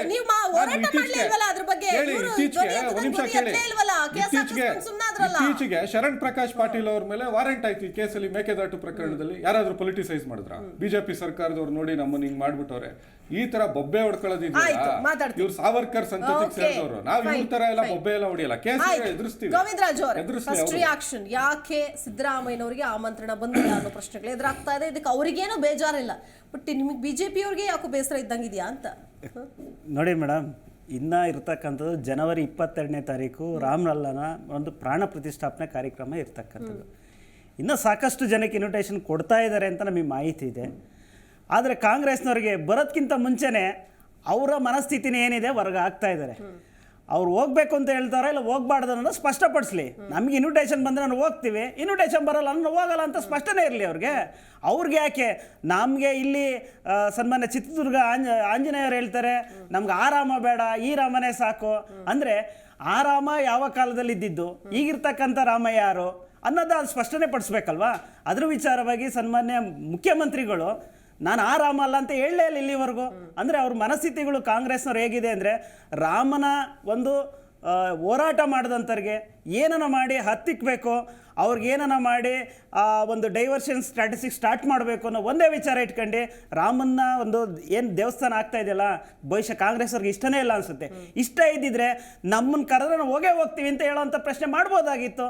ಅಂದರೆ ಇವ್ರಿಗೆ ಯಾವುದೂ ಬೇಕಾಗಿಲ್ಲ. ಒಟ್ನಾಗ ಏನಂದ್ರೆ ರಾಮ ಮಂದಿರ ಆಗ್ತಾ ಇರೋದೇನೆಂದರೆ ಕಾಂಗ್ರೆಸ್ಸಿನ ವಿರೋಧಿ ಮನಸ್ಥಿತಿ ನಿರ್ಮಾಣ ಆಗಿದೆ ಅನ್ನೋದು ಎಲ್ಲ ಇಡೀ ದೇಶಕ್ಕೆ, ದೇಶದ ಜನತೆಗೆ ಸಂಬಂಧಪಟ್ಟಂತ ಖಂಡಿತವಾಗ್ಲೂ ಮೇಡಮ್. ಆದ್ರೆ ಇದು BJP ಸರ್ಕಾರದ ಯಾವುದೋ ಒಂದು ಫಂಕ್ಷನ್ ಅಥವಾ ಪಕ್ಷದ ಯಾವುದೋ ಒಂದು ಕಾರ್ಯಕ್ರಮ, ಪಕ್ಷದ ಮೂಲಕ ಕಟ್ಟಿರೋ ದೇವಸ್ಥಾನದ ಉದ್ಘಾಟನೆ ಅನ್ನೋ ರೇಂಜ್ ನೀವು ಬಿಂಬಿಸ್ತಾ ಇದ್ದೀರಿ. ಖಂಡಿತ ಇಲ್ಲ ಮೇಡಮ್. ಒಟ್ಟು ಇದನ್ನ ಮೇಲ್ವಿಚಾರಣೆ ಮಾಡ್ತಿರ್ತಕ್ಕಂಥದ್ದು ರಾಮ ಮಂದಿರ ನಿರ್ಮಾಣ ಒಂದು ಟ್ರಸ್ಟ್ ಇದೆ. ಆ ಟ್ರಸ್ಟ್ ಬೋರ್ಡಿಂದ ಎಲ್ಲರನ್ನ ಆಹ್ವಾನ ಕೊಡೋದು, ಮತ್ತೆ ಕಾರ್ಯಕ್ರಮಗಳು ಯೋಜನೆ ಮಾಡೋವಂಥದ್ದು, ಯಾರ್ಯಾರನ್ನ ಕರಿಬೇಕು ಅನ್ನೋದು ಎಲ್ಲ ಒಟ್ಟು ತೀರ್ಮಾನ ಆ ಸಮಿತಿನೇ ಮಾಡ್ತಾ ಇದೆ. ಒಟ್ಟು ಈಗ ಆಲ್ರೆಡಿ ಸೋನಿಯಾ ಗಾಂಧಿ ಅವ್ರಿಗೆ ಇನ್ವಿಟೇಷನ್ ಹೋಗಿಲ್ವಾಗಾದ್ರೆ ಹೋಗಿದೆ. ಅವ್ರು ಅದನ್ನು ಹೋಗ್ತೀನಿ ಇಲ್ವ ಅನ್ನೋದು ಅದನ್ನು ಸ್ಪಷ್ಟಪಡಿಸಕ್ಕೆ ಹೇಳ್ಬೇಕಲ್ವಾ. ಅವ್ರದ್ದೇ ವರಿಷ್ಠರು ಇಲ್ಲಿವರೆಗೂ ಅದನ್ನು ಮಾತೇ ಆಡ್ತಾ ಇಲ್ಲ. ಆದರೆ ಸಿದ್ದರಾಮಯ್ಯನವ್ರು ಇಲ್ಲಿ ಆಹ್ವಾನ ಬಂದಿಲ್ಲ ಅಂತ ಹೇಳ್ತಾರೆ. ಬಂದಿಲ್ಲ ಅನ್ನೋದು ಮಾತಾಡೋಂಥ ಪ್ರಶ್ನೆ ಇರಲಿಲ್ವಾ? ಅಂದರೆ ನಿಮಗೆ ರಾಮ ಅಂದರೆ ವಿರೋಧಿ ಭಾವನೆನ ಹಾಗಾದರೆ? ಅಂದರೆ ರಾಮಂಗೋಸ್ಕರ ಏನು ಮಂದಿರ ಆಗಲಿ ಅಂತ ಹೇಳ್ಬಿಟ್ಟು ಅವತ್ತು ಕರಸೇವಕರು 1992ರಲ್ಲಿ ಹುಬ್ಳಿನಲ್ಲಿ ಒಂದು ದೊಡ್ಡ ಗಲಭೆ ಆದಂಥ ಸಂದರ್ಭದಲ್ಲಿ ಸಾಕಷ್ಟು ಜನರ ಮೇಲೆ ಕೇಸ್ ಇತ್ತು. ಅವತ್ತು 31 ವರ್ಷ 32 ವರ್ಷ ಆಗ್ತಾ ಬರ್ತಿದೆ ಮೇಡಮ್. ಇವತ್ತು ಅದನ್ನ ಇದನ್ನ ರೀಓಪನ್ ಒಂದ್ ನಿಮಿಷ ಇರಿ sir, let me complete sir. ನಿಮ್ದು ಸರ್ಕಾರ ಇತ್ತು ಸರ್ ಮಧ್ಯದಲ್ಲಿ 2013ರಿಂದ 18 ತನಕ ನಿಮ್ದು ಸರ್ಕಾರ ಇತ್ತು. 2000 ಇಂದ 2004 ವರೆಗೂ ಇತ್ತು. ಅವತ್ತು ನಿಮ್ಗೆ ಅನಿಸ್ತಿಲ್ಲ. ಇವತ್ತು ರಾಮ ಮಂದಿರ ನಿರ್ಮಾಣ ಆಗ್ತಾ ಇದೆ. ಒಂದೇ ಒಂದು ದೃಷ್ಟಿಯಿಂದ ಇವತ್ತು ನಿಮ್ಗೆ ಇವತ್ತು ಏನನ್ನ ಮಾಡಿ ಈ ರೀತಿಯ ಒಂದು ನಿಮಗೆ ಕಾಮನ್ ಸೆನ್ಸ್ ಇರ್ಬೇಕ್ರಿ. ಈ ಟೈಮಲ್ಲಿ ನಿರ್ಮಾಣ ಸಮಯದಲ್ಲಿ ನಾವು ಈ ರೀತಿಯ ಒಂದನ್ನ ಯಾರಾದ್ರೂ ಹೋಗ್ಬಿಟ್ಟು 30 ವರ್ಷ ನಿಮ್ಮ ಮನಸ್ಥಿತಿ ತೋರಿಸ್ತಾ ಇದೆ. ಜನ ತೀರ್ಮಾನ ಮಾಡ್ತಾರೆ ನಿಮಗೆ. ಏನ್ ನಡೆಯುತ್ತೆ ನೋಡಿ ಮೇಡಮ್, ಇವರು ಪ್ರಾಸಿಕ್ಯೂಷನ್ ಬಗ್ಗೆ ಒಂದ್ ನಿಮಿಷ ಸಾರ್ವಜನಿಕ ಆಸ್ತಿ ಪ್ರಾಸಿಕ್ಯೂಷನ್ ಬಗ್ಗೆ ಮಾತಾಡ್ತಾರೆ. ಇವ್ರಿಗೆ ಇಷ್ಟ ಬಂದಂಗೆ ಇವ್ರಿಗೆ ಏನ್ ಬೇಕು ಅದ್ ಮಾಡ್ಕೊಂಡ ಪ್ರಾಸಿಕ್ಯೂಷನ್ ಲೆಕ್ಕಕ್ಕಿರಲ್ಲ. ಅಂದ್ರೆ ಇವತ್ತು ಬಿಜೆಪಿ ವಿಚಾರ ಬಂದಂತ ಸಂದರ್ಭ ಪ್ರಾಸಿಕ್ಯೂಷನ್ ಆಗುತ್ತೆ, ಕಾನೂನು ಬರುತ್ತೆ. ಸಿಂಪಲ್ ಮೇಡಮ್, ನಿನ್ನೆ ಸಿಬಿಐ ಕೋರ್ಟ್ ಯಾವ್ದೋ ಅಧ್ಯಕ್ಷರಿಗೆ ನೋಟಿಸ್ ಆಗುತ್ತೆ. ಇವ್ರಿಗೆ ಪ್ರಾಸಿಕ್ಯೂಷನ್ ಸಂವಿಧಾನದ ಬಗ್ಗೆ ನಂಬಿಕೆ ಇರೋದಿಲ್ಲ. ಇವತ್ತು ಸಂವಿಧಾನದ ಬಗ್ಗೆ ಪ್ರಾಸಿಕ್ಯೂಷನ್ ಬಗ್ಗೆ ಇವತ್ತು ಮಾತಾಡ್ತೀರಾ ನೋಡ್ರಿ. ಕಂಪ್ಲೀಟ್ ಮಾಡಿಲ್ಲ ಮೇಡಮ್, ಕಂಪ್ಲೀಟ್ ಮಾಡಿಲ್ಲ. ನಾನೇನ ಡಿಸ್ಟರ್ಬ್ ಮಾಡಿದವ್ರು ಮಾತಾಡ್ಬೇಕಾದ್ರೆ ಡಿಸ್ಟರ್ಬ್ ಮಾಡಿದ್ರೆ ಮಾತಾಡಿಸ್ಲೇಬೇಡವಾ ಮುಂದಿನ ಅತಿಥಿಗಳನ್ನ? ಅಲ್ಲ ಮಾತಾಡ್ಸಿ ಮೇಡಮ್, ನಮ್ಗೂ ಅವಕಾಶ ಕಡೆ ರಾಮ ಮಂದಿರ ಅನ್ನೋದು ಇದು ಹಿಂದೂಗಳ ಬಹುದಿನಗಳ ಬೇಡಿಕೆ. ವರ್ಷಾನುಗಟ್ಲೆ ಇದಕ್ಕೆ ಜೀವಗಳೇ ಹೋಗಿದೆ, ರಕ್ತ ಹರಿದಿದೆ, ಕೋರ್ಟ್ಗಳಲ್ಲಿ ವರ್ಷಾನುಗಟ್ಲೆ ಕಾದಿದ್ದಾರೆ, ಅದೆಲ್ಲವೂ ಕೂಡ ಸರಿ. ಬಟ್ ಆದರೆ ಇದನ್ನ ರಾಜಕೀಯಕರಣಗೊಳಿಸ್ತಾ ಇದ್ದಾರೆ. ಒಬ್ಬೊಬ್ಬರು ತಲೆಗೊಂದು ಹೇಳಿಕೆ ಕೊಡ್ತಾ ಇದ್ದಾರೆ. ಅಂದರೆ ಜನ ಕನ್ಫ್ಯೂಷನ್ ಆಗ್ತಾ ಇದ್ದಾರೆ. ಇವರೇನು ರಾಮ ಮಂದಿರ ಮಾಡೋದಕ್ಕೆ ಹೋಗ್ತಾ ಇದ್ದಾರಾ, ಅಥವಾ ಇನ್ಯಾವುದೋ ರಾಜಕೀಯ ಪ್ರತಿಷ್ಠೆಯಾಗಿ ಒಂದು ಏನಾದ್ರು ಸೌಧ ಕಟ್ಟೋದಕ್ಕೆ ಹೋಗ್ತಿದ್ದಾರಾ ಅನ್ನುವಂಥ ನಿಟ್ಟಿನಲ್ಲಿ ಒಂದು ರೀತಿ ಪ್ರಜ್ಞಾವಂತ ನಾಗರಿಕರು ಆ ಬಗ್ಗೆ ಒಂದು ರೀತಿ ಆಸಕ್ತಿ ಇದ್ದವರು ಕೂಡ ಆಸಕ್ತಿ ಕಳೆದುಕೊಳ್ಳುವಂತಹ ಒಂದು ಪರಿಸ್ಥಿತಿ ನಿರ್ಮಾಣ ಆಗ್ತಾ ಇದೆ. ಇದು ಕೃತಕವಾಗಿ ನಿರ್ಮಾಣ ಮಾಡ್ತಾ ಇದ್ದಾರೆ. ಏನು ಹೇಳ್ತೀರಿ? ನೋಡಿ, ಮೊದಲನೇದಾಗಿ ಇವತ್ತಿನ ಕಾಲಘಟ್ಟ ಹೇಗಿದೆ ಅಂತಂದರೆ, ಸರಿಸುಮಾರು 1992ರಲ್ಲಿ ನಡೆದಿರ್ತಕ್ಕಂಥ ಏನು ಬಾಬರಿ ಮಸೀದಿ ಒಂದು ಗಲಾಟೆ ಇತ್ತು, ಅದರ ಹಿಂದೆ 2-3 ದಿನಗಳ ಹಿಂದೆ ನಡೆದಿರ್ತಕ್ಕಂಥ ಹುಬ್ಬಳ್ಳಿ ಗಲಾಟೆ, ಸುಮಾರು 13 ಜನ ಅದರಲ್ಲಿ ಏನೊಂದು ಈ ಕೇಸಲ್ಲಿ ಭಾಗಿಗಳಾಗಿದ್ದರು. 9 ಜನ ಸಿಕ್ಕಿದ್ರು, ಮಿಕ್ಕಿದವರೆಲ್ಲ ಸಿಕ್ಕಿರಲಿಲ್ಲ. ಅದೇ ಒಂದು ಅಲ್ಲಿಂದ ನಡ್ಕೊಂಬಂದಂಥ ಸಂದರ್ಭದಲ್ಲಿ ಇವತ್ತು ಸರಿಸುಮಾರು 32 ವರ್ಷಗಳಾಗಿದೆ. ಕಾಲಘಟ್ಟವನ್ನು ಮೊದಲನೇದಾಗಿ ನೋಡಿ. ಯಾಕೆ ಅಂತಂದರೆ ಸೂರ್ಯಮುಕುಂದರಾಜ್ ಅವರು ಹೇಳ್ತಿದ್ರು, ಅವರು ಕೂಡ ವಕೀಲರು, ಕಾನೂನು ಚೆನ್ನಾಗಿ ತಿಳ್ಕೊಂಡಿದ್ದಾರೆ. ಕಾನೂನು ಬಗ್ಗೆ ನಾನು ಅವ್ರಿಗೇನು ಹೇಳ್ಕೊಡ್ಬೇಕಾದ್ದಿಲ್ಲ. ಆಯಿತು, ಕೇಸ್ಗಳೇನಿದೆಯೋ ಅದನ್ನು ತಾವು ಕೇಸ್ ರೀತಿಯಲ್ಲೇ ಮಾಡಿ, ಯಾವುದೇ ಕಾರಣಕ್ಕೂ ಅವರು ಅಪರಾಧಿಗಳು ಸಿಕ್ಕಿಲ್ಲ ಅಂತಂದರೆ ಅವ್ರನ್ನ ಕರ್ಕೊಂಡೋಗಿ ಎಷ್ಟೇ ವರ್ಷಗಳಾದರೂ ಇನ್ವೆಸ್ಟಿಗೇಷನ್ ಮಾಡೋಂಥ ಸಂದರ್ಭದಲ್ಲಿ ಸಿಕ್ಕಿದಂಥ ಸಂದರ್ಭ ಕರ್ಕೊಂಡೋಗ್ಬಿಟ್ಟು ಕೋರ್ಟಿಗೆ ಪ್ರೊಡ್ಯೂಸ್ ಮಾಡ್ತಕ್ಕಂಥ ಕರ್ತವ್ಯ, ಅದರಲ್ಲೇನು ಎರಡನೇ ಮಾತಿಲ್ಲ. ಇವತ್ತಿನ ಕಾಲಘಟ್ಟ ಹೇಗಿದೆ ಹಾಗಾದರೆ? 32 ವರ್ಷಗಳ ಹಿಂದೆ ಏನು ರಾಮ ಜನ್ಮಭೂಮಿದಾಗಿತ್ತು ಮತ್ತು ಬಾಬರಿ ಮಸೀದಿ ಏನಾಗಿತ್ತು, ಅದೇ 32 ವರ್ಷಗಳ ನಂತರ ಶ್ರೀರಾಮ ಮಂದಿರ ನಿರ್ಮಾಣ ಏನಾಗ್ತಾ ಇದೆ, ಇದೇ ಕಾಲಘಟ್ಟದಲ್ಲಿ ಇವತ್ತು ಕಾಂಗ್ರೆಸ್ ಸರ್ಕಾರ ಇರುವಂಥ ಸಂದರ್ಭದಲ್ಲಿ ಇವಾಗಲೇ ಇವ್ರನ್ನ ಅರೆಸ್ಟ್ ಮಾಡಬೇಕಿತ್ತಾ ಅಂತಕ್ಕಂಥ ಒಂದು ಪ್ರಶ್ನೆ ಬರುತ್ತೆ. ನಂಬರ್ 1. ನಂಬರ್ 2, ಎಲ್ಲ ಒಂದು ರೀತಿ ಕಾಂಗ್ರೆಸ್ ಅವರೇನೆ ಇದ್ರ ಬಗ್ಗೆ ದೊಡ್ಡ ಪಬ್ಲಿಸಿಟಿ ಮಾಡ್ತಾ ಇದ್ದಾರೆ, ಸಂತೋಷ. ಅದ್ರ ಬಗ್ಗೆ ಎರಡನೇ ಮಾತಿಲ್ಲ. ಯಾಕೆ ಅಂತಂದರೆ ಶ್ರೀರಾಮನ್ನ ಎಲ್ಲರಿಗೂ ನೆನಪು ಮಾಡಿಕೊಡ್ತಾ ಇದ್ದಾರೆ ದೊಡ್ಡ ಮಟ್ಟದಲ್ಲಿ ಅನ್ನೋದು ಎರಡನೇದು. ಮೂರನೇದು, ಇನ್ವಿಟೇಷನ್ ಬಗ್ಗೆ ಅವರು ಸ್ಪಷ್ಟವಾಗಿ ಹೇಳಿದ್ದಾರೆ. ಸರಿಸುಮಾರು 500 ಜನ ಗಣ್ಯರನ್ನು ಕರೆದಿದ್ದಾರೆ ಅಂತಕ್ಕಂಥ ಒಂದು ಮಾಹಿತಿ ಇದೆ. ಈ ಸನ್ಮಾನ್ಯ ನಮ್ಮ ಕೇಂದ್ರ ಸಚಿವರಾದಂಥ ಪ್ರಹ್ಲಾದ್ ಜೋಶಿ ಅವರು ಇವತ್ತೊಂದು ಇಂಟರ್ವ್ಯೂಲಿ ಒಂದು ಮಾತನ್ನು ಹೇಳ್ತಾರೆ, ನಮ್ಮನ್ನು ಕೂಡ ಕೇಂದ್ರ ಮಂತ್ರಿಗಳು ಅಂತ ನಮ್ಮನ್ನು ಕರೆದಿಲ್ಲ, ಸಾಕಷ್ಟು ಜನ ಸರ್ಕಾರದಲ್ಲಿರ್ತಕ್ಕಂಥ ಮುಖ್ಯಮಂತ್ರಿಗಳನ್ನು ಕರೆದಿಲ್ಲ. ಕಾರಣ ಇಷ್ಟೇ, ಮಂದಿರಲ್ಲಿ ಜಾಗ ಸಣ್ಣದಾಗಿದೆ, ಮಂದಿರನೂ ಓಪನ್ ಇರುತ್ತೆ, ಯಾವ ಬೇಕಾದರೂ ಹೋಗ್ಬೋದು, ನೋಡ್ಬೋದು, ಮಾಡ್ಬೋದು. ನಮ್ಮನ್ನೇ ಕರೆದಿಲ್ಲ. ಮುಂದಿನ ಸಾಕಷ್ಟು ಕಾಲಾವಕಾಶ ಇದೆ, ಯಾರನ್ನು ಕರೀತಾರೋ ಬಿಡ್ತಾರೋ ಅದರ ವಿಷಯದ ಬಗ್ಗೆ ನಮಗಿನ್ನೂ ಮಾಹಿತಿ ಇಲ್ಲ ಅಂಥೇಳಿ ಹೇಳಿದ್ದಾರೆ. ಮತ್ತೊಂದು ಏನು ಅಂತಂದರೆ, ಈಗ ಇವರು ಕರೀಲಿಲ್ಲ ಅಂತಂದರೆ ಕಾಂಗ್ರೆಸ್ನವರ ಚಾಳಿ ಯಾವ ರೀತಿ ಇದೆ ಅಂದರೆ, ಕರೀಲಿಲ್ಲ ಅಂದರೆ ನಮ್ಮನ್ನು ಕರೀಲಿಲ್ಲ ಅಂತಾರೆ, ಕರೆದ್ರೆ ನಾವ್ಯಾಕೆ ಹೋಗಬೇಕು ಅಂತಾರೆ. ಇದು ಇವರ ಒಂದು ಚಾಳಿ. ಯಾಕೆಂದರೆ ಜನಗಳ ಮುಂದೆ ಒಂದು ರೀತಿ ಬಿಂಬಿಸ್ಕೋಬೇಕು ಅಂತಕ್ಕಂಥದ್ದು ಅವ್ರದ್ದು ಅಷ್ಟೇನೆ. ಮತ್ತು ಕಾಂಗ್ರೆಸ್ ವಕ್ತಾರರು ಇನ್ನೂ ಒಂದು ಮಾತು ಹೇಳ್ತಿದ್ರು, ಸನ್ಮಾನ್ಯ ಅದ್ವಾನಿ ಅವರನ್ನು ಕರೆದಿಲ್ಲ, ದೇವೇಗೌಡರನ್ನು ಕರೆದಿದ್ದಾರೆ ಅಂತೇಳಿ. ನೋಡಿ, ದೇವೇಗೌಡರು ಈ ದೇಶದ ಮಾಜಿ ಪ್ರಧಾನಿಗಳು. ಈ ದೇಶದಲ್ಲಿ ಇರ್ತಕ್ಕಂಥ ಮಾಜಿ ಪ್ರಧಾನಿಗಳಲ್ಲಿ ಆಕ್ಟಿವ್ ಆಗಿರ್ತಕ್ಕಂಥವರೆಲ್ಲ ಅಡ್ವಾಣಿ ಅವರು ಮಾಜಿ ಉಪ ಪ್ರಧಾನಿ. ಒಂದು ನಿಮಿಷ ಬರ್ತಾ ಇದ್ದೀನಿ 95 ವರ್ಷಗಳ ಇವಾಗ ಅವ್ರಿಗೆ ವಯಸ್ಸಾಗಿದೆ. ಅವ್ರ ಆರೋಗ್ಯದ ಪರಿಸ್ಥಿತಿ ಹೇಗಿದೆ? ಯಾಕಂದ್ರೆ ಕೋವಿಡ್ ಸಂದರ್ಭ. ಆರೋಗ್ಯ ಪರಿಸ್ಥಿತಿ ಹೇಗಿದೆಯೋ ಬರೋದು ಅವ್ರು ಡಿಸೈಡ್ ಮಾಡ್ತಾರೆ, ಅವ್ರು ಮಾಡ್ಕೋತಾರೆ. ಅಲ್ಲ ಬರೋದು ಬಿಡೋದು ಅವ್ರು ಡಿಸೈಡ್ ಅಲ್ಲಿಗೆ ನಾನು ಹೇಳ್ತಾ ಇದ್ದೀನಿ.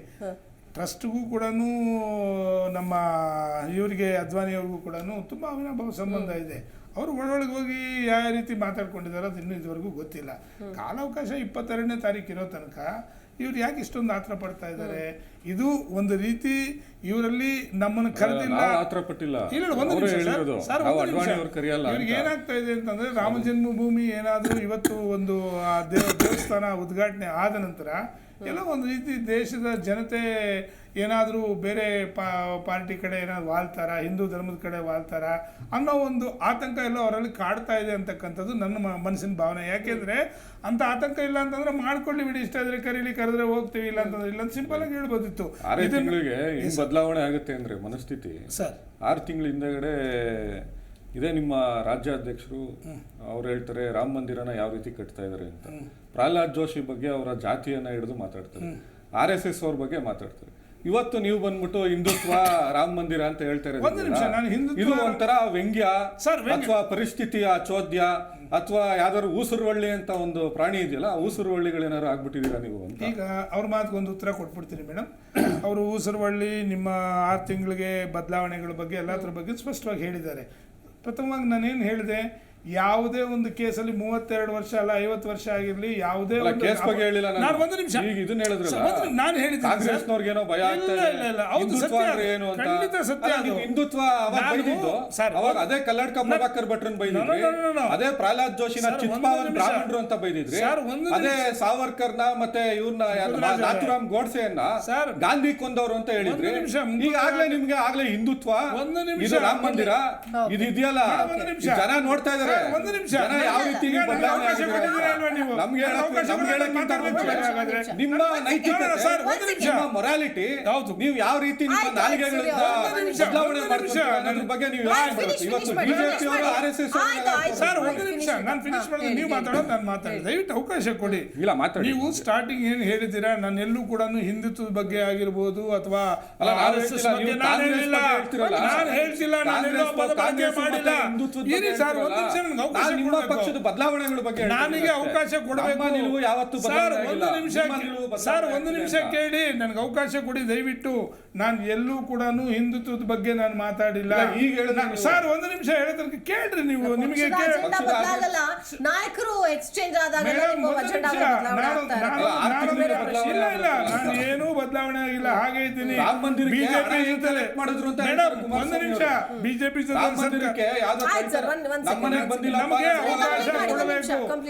ಕುಮಾರಸ್ವಾಮಿ ಅವ್ರ ಹೇಳಿಕೆ ಅದು ಹೇಳಿ ಸರ್. ನೀವು ನಿಮಗೆ ಆಯ್ತು, ಅವ್ರನ್ನ ಇದ್ ಮಾಡೋದು ಬೇರೆ ಸರ್. 6 ತಿಂಗಳಿಗೆ ಬಿಜೆಪಿ ಅವರು ಸಮರ್ಥನೆ ಸೂರ್ಯ ಅವರ ನಿಮಿಷ. ಈಗ ಟ್ರಸ್ಟ್ ನೀವು ಸಮರ್ಥನೆ ಮಾಡ್ಕೊಳ್ತಾ ಇದ್ದೀರಾ, ಬಿಜೆಪಿ ಸಮರ್ಥನೆ? ನಾನು ಬಿಜೆಪಿನೂ ಸಮರ್ಥನೆ ಮಾಡ್ತಾ ಇಲ್ಲ, ಟ್ರಸ್ಟ್ ನಾನು ಸಮರ್ಥನೆ ಮಾಡ್ತಕ್ಕಂಥದ್ದಲ್ಲ. ಧರ್ಮದ ಬಗ್ಗೆ ಮಾತಾಡಿದ್ದೆ. ಧರ್ಮ ಅಂತಂದ್ರೆ ಅವ್ರು ಯಾವ ರೀತಿ ಜನಗಳನ್ನ ಅವ್ರು ಯಾರು ಆಮಂತ್ರಣ ಕೊಡ್ತಾರೋ ಟ್ರಸ್ಟ್ಗೆ ಸಂಬಂಧಪಟ್ಟಿರ್ತಕ್ಕಂಥದ್ದು ಒಂದು. ಅವರೊಂದು ಮಾತನ್ನ ಹೇಳಿದ್ರು. ಅವ್ರೇನಂತ ಹೇಳಿದ್ರು, ಸ್ಟಾರ್ಟಿಂಗು ಕೇಸ್ ಬಗ್ಗೆ ಮಾತಾಡಿದ್ರು. ಕೇಸ್ ಬಗ್ಗೆ ಮಾತಾಡೋಂಥ ಸಂದರ್ಭದಲ್ಲಿ ನಾನೇನು ಅವ್ರ ವಿರುದ್ಧವಾಗಿ ಮಾತಾಡಿದ್ದೀನ? ಕೇಸ್ ಅದು ಯಾರ್ದೇ ನನ್ನ ಕೇಸ್ ಇರಲಿ, 50 ವರ್ಷದ ನಂತರ ನಾನು ಕೂಡ ಕೇಸಲ್ಲಿ ಸಿಗಾಕೊಂಡಿಲ್ಲ ಅಂತಂದ್ರೆ 50 ವರ್ಷ ಸಿಗಾಕೊಂಡು ನನ್ನ ತಗೊಂಡು ನಿಲ್ಲಿಸ್ತಾರೆ. ನಾನು ಕೇಸ್ ವಿಷಯದಲ್ಲಿ ಮಾತಾಡಿಲ್ಲ. ಸಂದರ್ಭ ಯಾವ ರೀತಿ ಇತ್ತು ಅಂತಕ್ಕಂಥದ್ದನ್ನು ಸ್ಪಷ್ಟವಾಗಿ ಹೇಳಿದ್ದೀನಿ.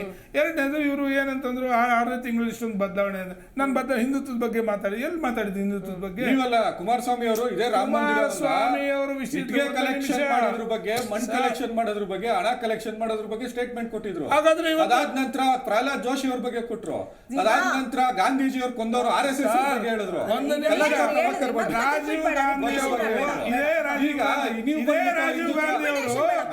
ರಾಜೀವ್ ಗಾಂಧಿ ಅವರು ನಾನೇ ರಾಮ ಮಂದಿರ ಕಟ್ತೀನಿ ಅಂತ ಅವತ್ತು ಹೇಳಿದ್ರು. ಮತ್ತೆ ಯಾಕೆ ಕಟ್ಟಲಿಲ್ಲ ನೀವು? ಹಾಗಾದ್ರೆ ಇವತ್ತು ಒಂದು ನಿಮಿಷ, ಇವತ್ತು ನಮ್ಮ ಕೋರ್ಟ್ ಮೇಲೆ ಇವ್ರು ಮಾಡ್ತಾ ಇರೋದೇ ಹೊರತು ಸುಪ್ರೀಂ ಕೋರ್ಟ್ ತೀರ್ಪಿನ ನಂತರ ಹೇಳಿದ್ದು ಸರ್, ನಾನು ಹೇಳಿಲ್ಲ. ಹೇಳ್ಬಾರ್ದಿತ್ತಲ್ಲ. ಇನ್ನೂ ಒಂದು ನಮ್ಮ ಯಾರು ಮಧು ಬಂಗಾರಪ್ಪನವ್ರು ಪೂಜೆ ಮಾಡೋದಕ್ಕೆ ಇಲ್ಲ ಸರ್, ಮಧು ಬಂಗಾರಪ್ಪನವರು ಕೂಡ ಇವತ್ತೊಂದು ಸ್ಟೇಟ್ಮೆಂಟ್ ಕೊಟ್ಟಿದ್ದಾರೆ. ಮಧು ಬಂಗಾರಪ್ಪ ನಾನೆಲ್ಲ ಕೇಳ್ಪಟ್ಟಿದ್ದೀನಿ. ಅಲ್ಲ, ಈಗ ಆಗಿರೋ ಸಂದರ್ಭದಲ್ಲಿ ಸ್ವಾಗತ ಮಾಡಕ್ಕೆ ರೆಡಿ ಇಲ್ವಲ್ಲ ಸರ್ ನೀವು? ಆ ಮನಸ್ಥಿತಿಯಲ್ಲಿ ಇದ್ದೀರಲ್ಲ ಕಾಂಗ್ರೆಸ್ ಅಲ್ಲ, ಈಗಾಗಿದೆ, ದೇವಸ್ಥಾನ ಆಗಿದೆ, ಪೂಜೆ ಆಗ್ತಾ ಇದೆ, ನಾವು ಸ್ವಾಗತ ಮಾಡಬೇಕು, ಖುಷಿ ಪಡಬೇಕು ಅಂತ ಕಾಂಗ್ರೆಸ್ ಇರ್ತಕ್ಕಂಥವ್ರು ಯಾರು ಅನ್ಸಿಲ್ಲ ಇಲ್ಲಿವರೆಗೂ.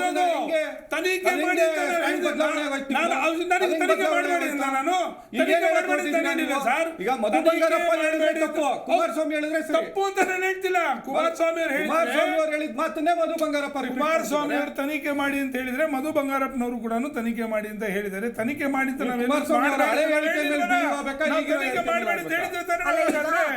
ನೋಡಿ, ನೀವ್ ಹೇಳಿದ್ರಿ ಸೂರ್ಯ ಅವ್ರು ನೀವ್ ಹೇಳ್ತೀರಿ ಒಂದ್ ಕಡೆ ಇದು ಕೋರ್ಟ್ ಪ್ರೊಸೀಡಿಂಗ್ಸ್, ಯಾರು ಕೋರ್ಟ್ ಪ್ರೊಸೀಡಿಂಗ್ಸ್ ನ ಇಲ್ಲಿ ಯಾರು ಪ್ರಶ್ನೆ ಮಾಡ್ತಾ ಇಲ್ಲ.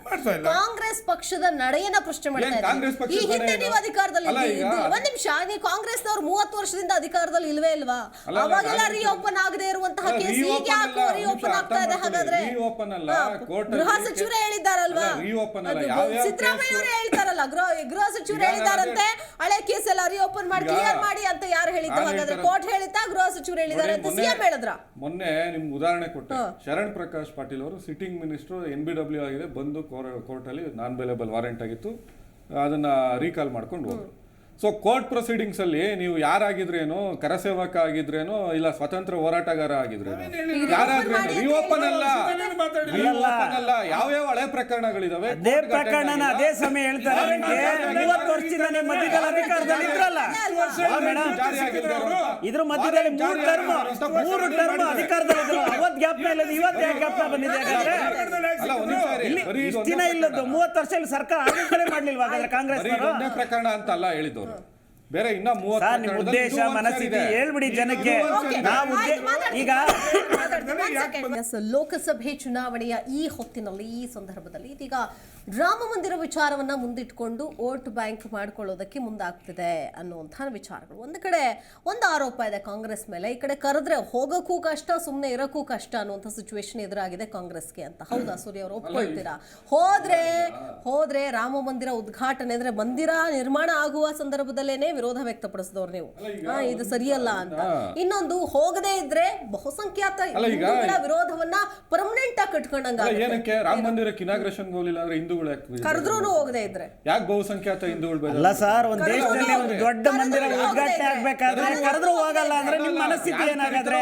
ಈ ದೇಶಕ್ಕೋಸ್ಕರ ಒಂದ್ ನಿಮಿಷ ಹೇಳಿ, ನೀವು ಫಸ್ಟ್ ನಿಮ್ಮವ್ರು ನೀವು ಕರ್ಕೊಳ್ಳಿ, ನಮ್ಮವ್ರನ್ನ ನೋಡ್ರಿ, ಕೇಳ್ರಿ, ಕರೆಯೋದು ಯಾವಾಗ ಹೋಗ್ಬೇಕು, ಆ ಟ್ರಸ್ಟಿಗೆ ಸಂಬಂಧಪಟ್ಟಿದ್ದ ವಿಚಾರ, ಯಾರನ್ನ ಕರಿಬೇಕು ಯಾರನ್ನ ಬಿಡ. ನಿಮ್ಮನ್ನ ಕರೆದ ನೀವು ಹೋಗ್ತೀರಾ ಇಲ್ಲ ಅದು ಸ್ಪಷ್ಟಪಡಿಸ್ರಿ ಜನಕ್ಕೆ. ನಿಮ್ಗೆ ಯಾಕೆ ರಾಮ ಅಂತಿದ್ದಂಗೆ ನಿಮ್ಗೆ ಯಾಕೆ ಜ್ವರ ಬರಂಗ್ ನಡ್ಕೊಂತ ಇದ್ದೀರಾ? ರಾಮ ಅಂದ್ರೆ ನಿಮ್ಗೆ ಯಾಕೆ ಜ್ವರ ಬರುತ್ತೆ ಅದನ್ನ ಹೇಳಿ ಫಸ್ಟ್. ಈ ದೇಶದ ಜನರಿಗೆ ರಾಮ ಬೇಕಾ ಇಲ್ವಾ, ನಿಮಗೆ ಬೇಕಾ ಇಲ್ವಾ ಅಂತ ಹೇಳಿ. ಹಾಗಾದ್ರೆ ಈಗ ಈ ದೇಶದ ಜನತೆ ಬೇಕ್ರೆ ರಾಮ ಮಂದಿರ ಕಂಪ್ಲೀಟ್ ಆಗಿದ್ಯಾ? ನೋಡ್ರಿ, ರಾಮ ಮಂದಿರ ಕಂಪ್ಲೀಟ್ ಆಗಿದ್ಯಾ? ಕಂಪ್ಲೀಟ್ ಆಗಿರೋದು ಮಾಡ್ತಾ ಇರೋದು. ಅದು ಪ್ರತಿಷ್ಠಾಪನೆ ಅಂದ್ರೆ ನಿಮ್ಗೆ ಏನ್ ಅರ್ಥ ಆಗ್ಬೇಕು ಹೇಳಿ? ಹಾಗಾದ್ರೆ ಅದ್ರಲ್ಲಿ ಪ್ರತಿಷ್ಠಾಪನೆ ಅಂದ್ರೆ ಏನ್ ಅರ್ಥ ಆಗ್ಬೇಕು ಹೇಳಿ? ನಿಮ್ಗೆ ನೋಡ್ರಿ, ನೋಡ್ದಿಲ್ಲದ ಕಣ್ಣಲ್ಲಿ ನೋಡಕ್ ಹೋದಾಗ ಈ ರೀತಿಯ ಒಂದು ಬೇರೆ ನಿಮ್ಗೆ ಸ್ಟಾರ್ಟ್ ಆಗಿದೆ. ಈಗ ಅರ್ಥ ಆಯ್ತಲ್ಲ, ಜನ ನೋಡ್ತಾ ಇದ್ದಾರೆ. ಎಲೆಕ್ಷನ್ ಬಂದಿದೆ ಅಂತ ಹೇಳ್ಬಿಟ್ಟು 2020 ನಾವು ಎಲೆಕ್ಷನ್ ಬಂದಿದೆ ಅಂತಲ್ಲ ರೀ, ನೀವು ನೋಡೋ ದೃಷ್ಟಿನ ಕರೆಕ್ಟ್ ಆಗಿ ನೋಡಿ.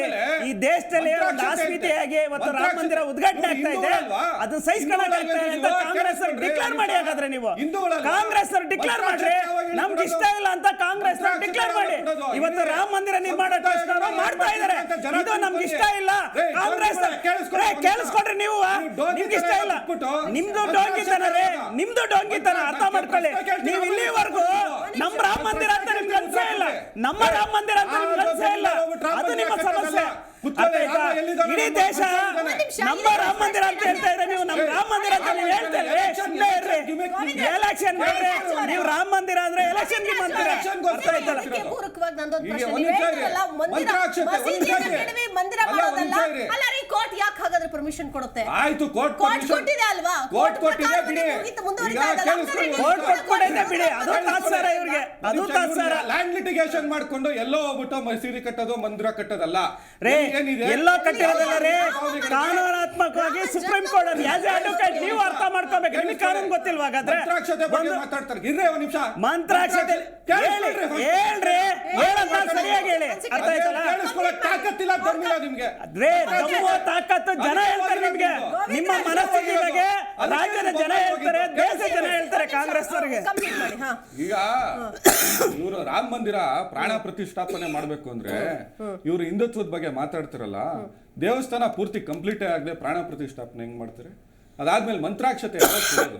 ನೀವು ಪೂಜೆ ಮಾಡೋ ಸಂದರ್ಭದಲ್ಲಿ ನಿಮ್ಗೆ ಆರತಿ ತಟ್ಟೆ ತಗೊಂಡ್ಬಂದಾಗ ಅಕ್ಕಿ ಕಾಳು ಅವಾಗ ಕೊಡ್ತಾರೆ.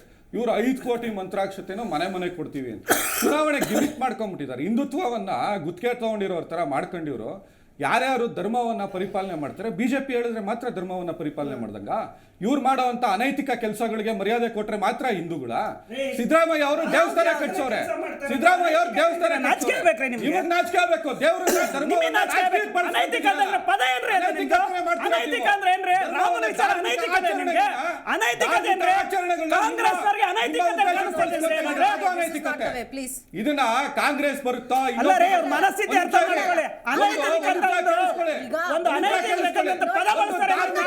ಮನಸ್ಥಿತಿ ಹೇಗಿದೆ ಹಾಗಾದ್ರೆ? ನಿಮಗೆ ಬೇಕಿಲ್ಲದೆ ಇರ್ಬೋದ್ರಿ, ಅಲ್ಲ ಕೇಳಿಸ್ಕೊಳ್ಳಿ. ಲಕ್ಷಾಂತರ ಕೋಟಿ ಇರ್ಬೋದು. ಈಗ ಅಲ್ಲ ಒಂದ್ ನಿಮಿಷ ಇರಿ. ಒಂದ್ ನಿಮಿಷ ಒಂದು ರಾಜಕೀಯ ಪಕ್ಷ ಇನ್ನೊಂದು ರಾಜಕೀಯ ಪಕ್ಷವನ್ನ ನೀವು ಏನ್ ಟೆಸ್ಟ್ ಮಾಡ್ತಾ ಇದ್ದೀರಾ? ಡೆಮಾಕ್ರಸಿನಲ್ಲಿ ನೀವು ಒಂದು ರಾಮ ಮಂದಿರಕ್ಕೆ ಹೋದ್ರೆ ಮಾತ್ರನೇ ಡೆಮಾಕ್ರಸಿ ಇದನ್ನ ನೀವು ನೀವೇ ಕೇಳಿದಲ್ಲ ಪ್ರಶ್ನೆ. ಈಗ ನೀವು ಅದಂಗಾಗುತ್ತೆ ಒಂದು ಡೆಮಾಕ್ರೆಟಿಕ್ ಮಸೀದಿ ಬನ್ನಿ ಅಂತ ಕರೀತಾರೆ. ಒಂದ್ ನಿಮಿಷ ಇರಿ. ನಾಳೆ ಇನ್ನೊಬ್ಬ ಮಸೀದಿ ಕಟ್ತಾ ಇದೀವಿ ಬನ್ನಿ, ಕಾಂಗ್ರೆಸ್ ಅವ್ರು ಬರ್ತಿರೋ ಇಲ್ವೋ ಟೆಸ್ಟ್ ಮಾಡಿ. ನಾವ್ ಹೇಳಿದ್ವಾ? ಇರಿ ಒಂದ್ ನಿಮಿಷ. ನಾಳೆ ಇನ್ನೊಬ್ಬ ಕ್ರಿಶ್ಚಿಯನ್ ಬಂದ್ ಕರೀತಾನೆ, ನಾವು ಚರ್ಚ್ ಕಟ್ಬಿಟ್ಟಿದೀವಿ ಹೋಗ್ತೀರಾ ಅಂತ. ಒಂದ್ ನಿಮಿಷ ಇರಿ. ಹೋಗೋದು ಬಿಡೋದು ಪೊಲಿಟಿಕಲ್ ಪಾರ್ಟಿಯ ಡಿಸಿಷನ್. ನೀವು ಅದನ್ನ ಹಿಡ್ಕೊಂಡ್ಬಿಟ್ಟು ಒಂದು ಇದನ್ನ ನೀವು ಜರ್ನಲಿಸ್ಟ್ ಆಗಿ ಈ ರೀತಿ ಕ್ವಶನ್ ಕೇಳೋದಿದೆಯಲ್ಲ, ಬಿಜೆಪಿ ಅವರು ಈಗ ಹೋಗ್ತೀರಾ ಇಲ್ವ ಅಂತ ಕೇಳುವಾರೆ ಇವ್ರನ್ನ. ಚರ್ಚೆ ಮಾಡಿ ಇವ್ರಾಗಿ ಇವರು ಹೇಳ್ಕೊಳ್ಳೋದು ಅವರೇನೆ, ಜನಕ್ಕೆ ಉತ್ತರ ಹೇಳೋದು ಅವರೇನೆ. ನಾವು ಹೋಗಲ್ಲ ಅನ್ನೋದು ಯಾರೇನ್ ಕೇಳಿಲ್ಲಲ್ವಾ? ಯಾರು ಕರಿಬೇಕು, ಯಾರು ಇದ್ ಮಾಡ್ಬೇಕು ತೀರ್ಮಾನ.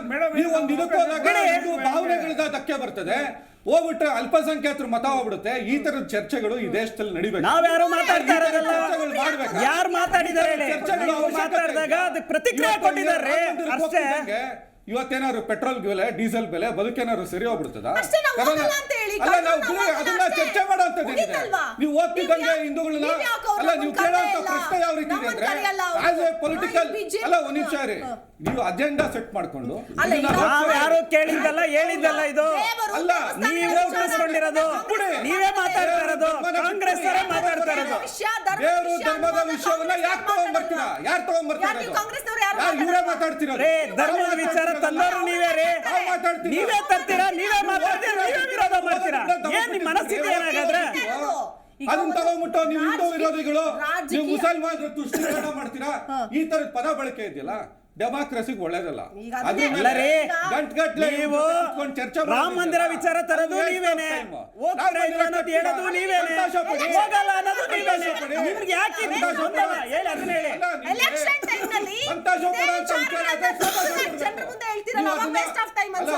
ಪೊಲಿಟಿಸೈಸ್ ಮಾಡ್ತಿರೋದು ಯಾರು? ರಾಮ ಮಂದಿರವನ್ನ ಪೊಲಿಟಿಸೈಸ್ ಮಾಡ್ತಾರೆ. ನಾವು ಬಂದ್ವಾ?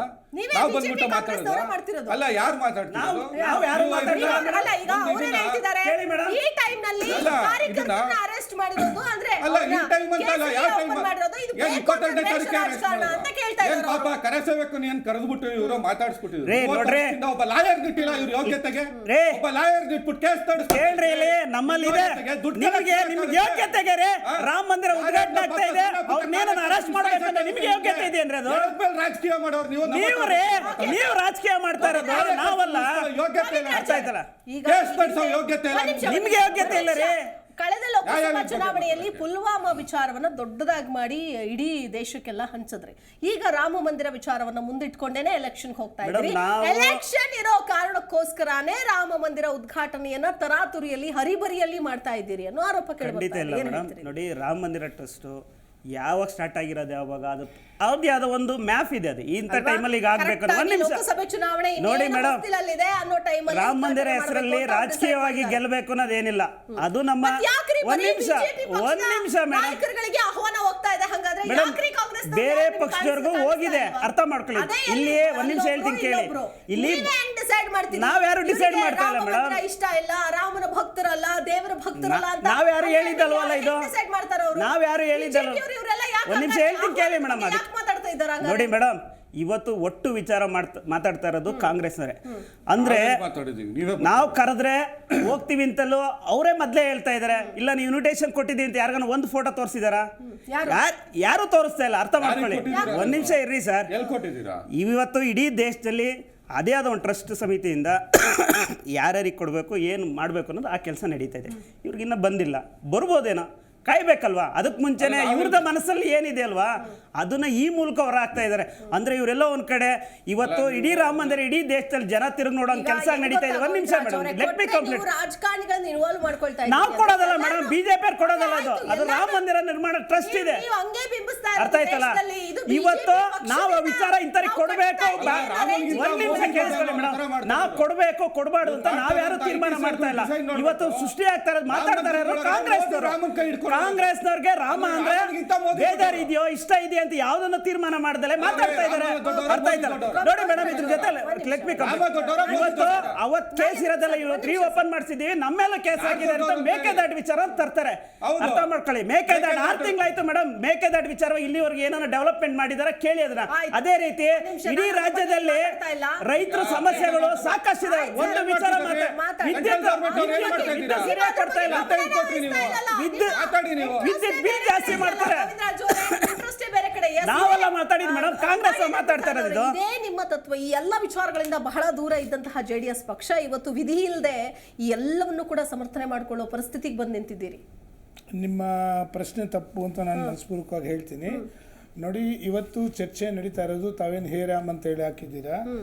ನಾವು ಒಂದು ಎಲೆಕ್ಟೆಡ್ ಬಾಡಿ, ದೇಶದಲ್ಲಿ ಯಾರೇ ಆಗಿರಲಿ, ಅವರು ವಕೀಲರಿದ್ದಾರೆ, ಅವರು ಕೂಡ ಸ್ಪಷ್ಟನೆ ಪಡಿಸ್ಬೇಕಾಗುತ್ತೆ. ಯಾಕೆಂದರೆ ಅವ್ರ ಮಾತಿಗೆ ನಾನು ಉತ್ತರ ಕೊಡ್ತಾ ಇದ್ದೀನಿ. ನೋಡಿ, ಎಲ್ಲ ನೀವು ಪ್ರಮಾಣ ವಚನ ಮಾಡುವಂಥ ಸಂದರ್ಭದಲ್ಲಿ ಎಲ್ಲ ಜಾತಿ ಧರ್ಮಗಳನ್ನು ಈ ದೇಶದಲ್ಲಿ ಇರ್ತಕ್ಕಂಥ ಎಲ್ಲರನ್ನೂ ಸಮನಾಗಿ ತೊಗೊಂಡೋಗ್ತೀನಿ ಅಂತಕ್ಕಂಥ ಪ್ರಮಾಣ ವಚನೆ ಮಾಡಿ ಬಂದವರು ನೀವು. ಹೋಗಿ ನೀವು ಯಾವ ಪಾರ್ಟಿಗಳು ಯಾರನ್ನು ಓಲೈಸ್ತಾ ಇದ್ದೀರಾ ಅಂತೇಳಿ ಕಣ್ಣು ಮುಂದೆ ಕಾಣಿಸ್ತಾ ಇಲ್ವಾ? ಎರಡನೇದು, ಇವತ್ತೇ ಯಾಕೆ ಮಾಡಬೇಕಿತ್ತು ಅಂತ ನೀವು ಕೇಳ್ತಾ ಇದ್ದೀರಾ. ಎಲ್ಲದಕ್ಕೂ ಒಂದು ಮದುವೆಗೆ ಮುಹೂರ್ತ ಇರುತ್ತೆ, ಗೃಹ ಪ್ರವೇಶಕ್ಕೆ ಒಂದು ಮುಹೂರ್ತ ಇರುತ್ತೆ, ದೇವಸ್ಥಾನಕ್ಕೆ ಒಂದು ಮುಹೂರ್ತ ಇರುತ್ತೆ, ಒಳ್ಳೆ ಕಾಲ ಗಳಿಗೆ ಇವೆಲ್ಲ ಇರ್ತವೆ. ಇವತ್ತು ಅವರು ಟ್ರಸ್ಟ್ ಅವ್ರು ಇಟ್ಕೊಂಡಿದ್ದಾರೆ. ಎಲ್ಲಿ ಇನ್ನೂ 6 ತಿಂಗಳ ಮುಂಚೆ ಚುನಾವಣೆ, ಇವತ್ತೇ ನಾಳೆ ಬೆಳಿಗ್ಗೆ ನಡೆಯುತ್ತಾ? ಇವತ್ತು 6 ತಿಂಗಳ ಮುಂಚೆ ದೇವಸ್ಥಾನ ಓಪನ್ ಮಾಡಿದ್ರೆ ಜನ ಎಲ್ಲ ಬಂದು ಅವತ್ತು ವೋಟ್ ಮಾಡ್ತಾರ? ನೋಡಿ, ಕೆಲವು ಮುಂಚೆ ಒಂದ್ ನಿಮಿಷ ಸರ್. ಆಮೇಲೆ ಕಾಂಗ್ರೆಸ್ ವಕ್ತಾರರು ಇನ್ನೂ ಒಂದು ಮಾತು ಹೇಳಿದ್ರು. ನಾವು ಇಬ್ಬರನ್ನೂ ನೋಡಿದ್ದೀವಿ ಸರ್, ಕಾಂಗ್ರೆಸ್ನು ಜೊತೆಲಿ ಇಟ್ಕೊಂಡು ನೋಡಿದ್ದೀವಿ, ಬಿಜೆಪಿನೂ ಜೊತೆಲಿ ಇಟ್ಕೊಂಡು ನೋಡಿದ್ದೀವಿ. ಯಾರ್ಯಾರು ಬಂಡವಾಳ ಏನು ಅಂತ ಜನತೆ ನೋಡಿದ್ದಾರೆ. ನೀವೇನೇನು ಆಟ ಆಡಿದ್ರೆ ಅಲ್ಲಲ್ಲ, ನೀವು ಸರ್ಕಾರ ಮಾಡಿ ಶಾಂತಿವನದಲ್ಲಿ ಕೂತ್ಕೊಂಡು ನೀವೇನು ಮಾತಾಡಿದ್ರು ಪ್ರಪಂಚಕ್ಕೆ ಕೂತ್ಕೊಂಡು ಏನ್ ಮಾಡ್ತಿದ್ರಿ ಅಂತ ತೋರಿಸಿ, ಏನ್ ಮಾಡ್ತಿದ್ವಿ ಅಂತ ಹೇಳಿ ನೋಡೋಣ. ಬಿಡಿಸಿ ಒಂದು ನೀವು ಒಂದು ಏನೇ ಅಲ್ಲ, ಸರ್ಕಾರದ ವಿರೋಧಿ ಕೆಲಸಗಳೇನಾದ್ರೂ ನಡೆದಿತ್ತು ಅಂತ ಸಾಬೀತು ಮಾಡಿದ್ರೆ ಅದಕ್ಕೆ ನೀವು ಹೇಳ್ದಂಗೆ ಕೇಳಕ್ ನಾವು ರೆಡಿ ಇದ್ದೀವಿ. ಸುಮ್ಮನೆ ಅಲ್ಲ ಹೋಟ್ಲಲ್ಲಿ ಕೂತ್ಕೊಂಡು ನೀವು ಕೂತಿದ್ರಲ್ಲ ಇವತ್ತಿನವರೆಗೂ ಅಪೋಸಿಷನ್ ಇದ್ರು ಕೂಡ ಯಾಕೆ ನೀವು ಬಿಟ್ಟು ಬರಲ್ಲ ಅಲ್ಲಿಂದ? ನೋಡಿ, ಶಾಂತಿವನದಲ್ಲಿ ಕೂತ್ಕೊಂಡೆಲ್ಲ ಇವರು ಗ್ಯಾಂಗ್ ಇವ್ರು ಬಿಡಬಾರ್ದು. ಇನ್ನು ಪಾರ್ಟಿನೂ ಸೇರಿಲ್ಲ, ಆಗ್ಲೇ MLA ನ ಕಾರಲ್ಲಿ ಹಾಕೊಂಡು KRS ಕರ್ಕೊಂಡು ಹೋಗ್ತೀರಾ ನೀವು? ಜೊತೆ ಚೆನ್ನಾಗಿದೆ ಬಿಜೆಪಿ ಹಂಗಾರೆ ಇವ್ರ ಪಾರ್ಟಿ ಕರ್ಕೊಂಡೋಗಿ ಇವ್ರ ನಾಯಕರ ಬಿಟ್ಟಿದ್ರು ಬಾಂಬೆಯಲ್ಲಿ. ಕಾರಣಕ್ಕೂ ಬೇರೆ ಪಾರ್ಟಿಗಳು ಬೆಳೆಯೋದು ಆಮೇಲೆ ಇನ್ನೂ ಒಂದು ಮಾತನ್ನು ಹೇಳ್ತಾರೆ, ಲಿಟಿಗೇಷನ್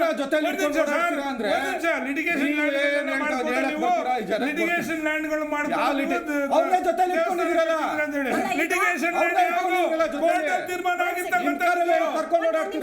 ಏನೇನೋ ಚರ್ಚೆ ಮಾಡೋದಕ್ಕೆ ಇಷ್ಟ ಇಲ್ಲ. ಈಗ ಒಂದು ಕಡೆ ಇದೇ ವಿಚಾರವನ್ನ, ರಾಮ ಮಂದಿರದ ವಿಷಯವನ್ನ ಯಾವುದೇ ಕಾರಣಕ್ಕೂ ರಾಜಕೀಯ ಕಾರಣಗೊಳಿಸಬಾರದು ಅನ್ನುವಂಥ ನಿಟ್ಟಿನಲ್ಲಿ ನಿಲುವು ಇತ್ತು. ಆಯ್ತಾ? ಇದೇ ರಾಮ ಜನ್ಮಭೂಮಿ ಟ್ರಸ್ಟ್ ಆಗಿರ್ಬೋದು ಅಥವಾ ಬಿಜೆಪಿ ಯಾರದೇ ಆಗಿರ್ಬೋದು. ಬಟ್ ಆದ್ರೆ ಈಗ ಇದು ಕಂಪ್ಲೀಟ್ ಆಗಿ ರಾಜಕೀಯಗೊಳ್ತಾ ಇದೆ ಅಂತ ನಿಮಗೆ ಅನ್ನಿಸ್ತಾ ಇಲ್ವಾ?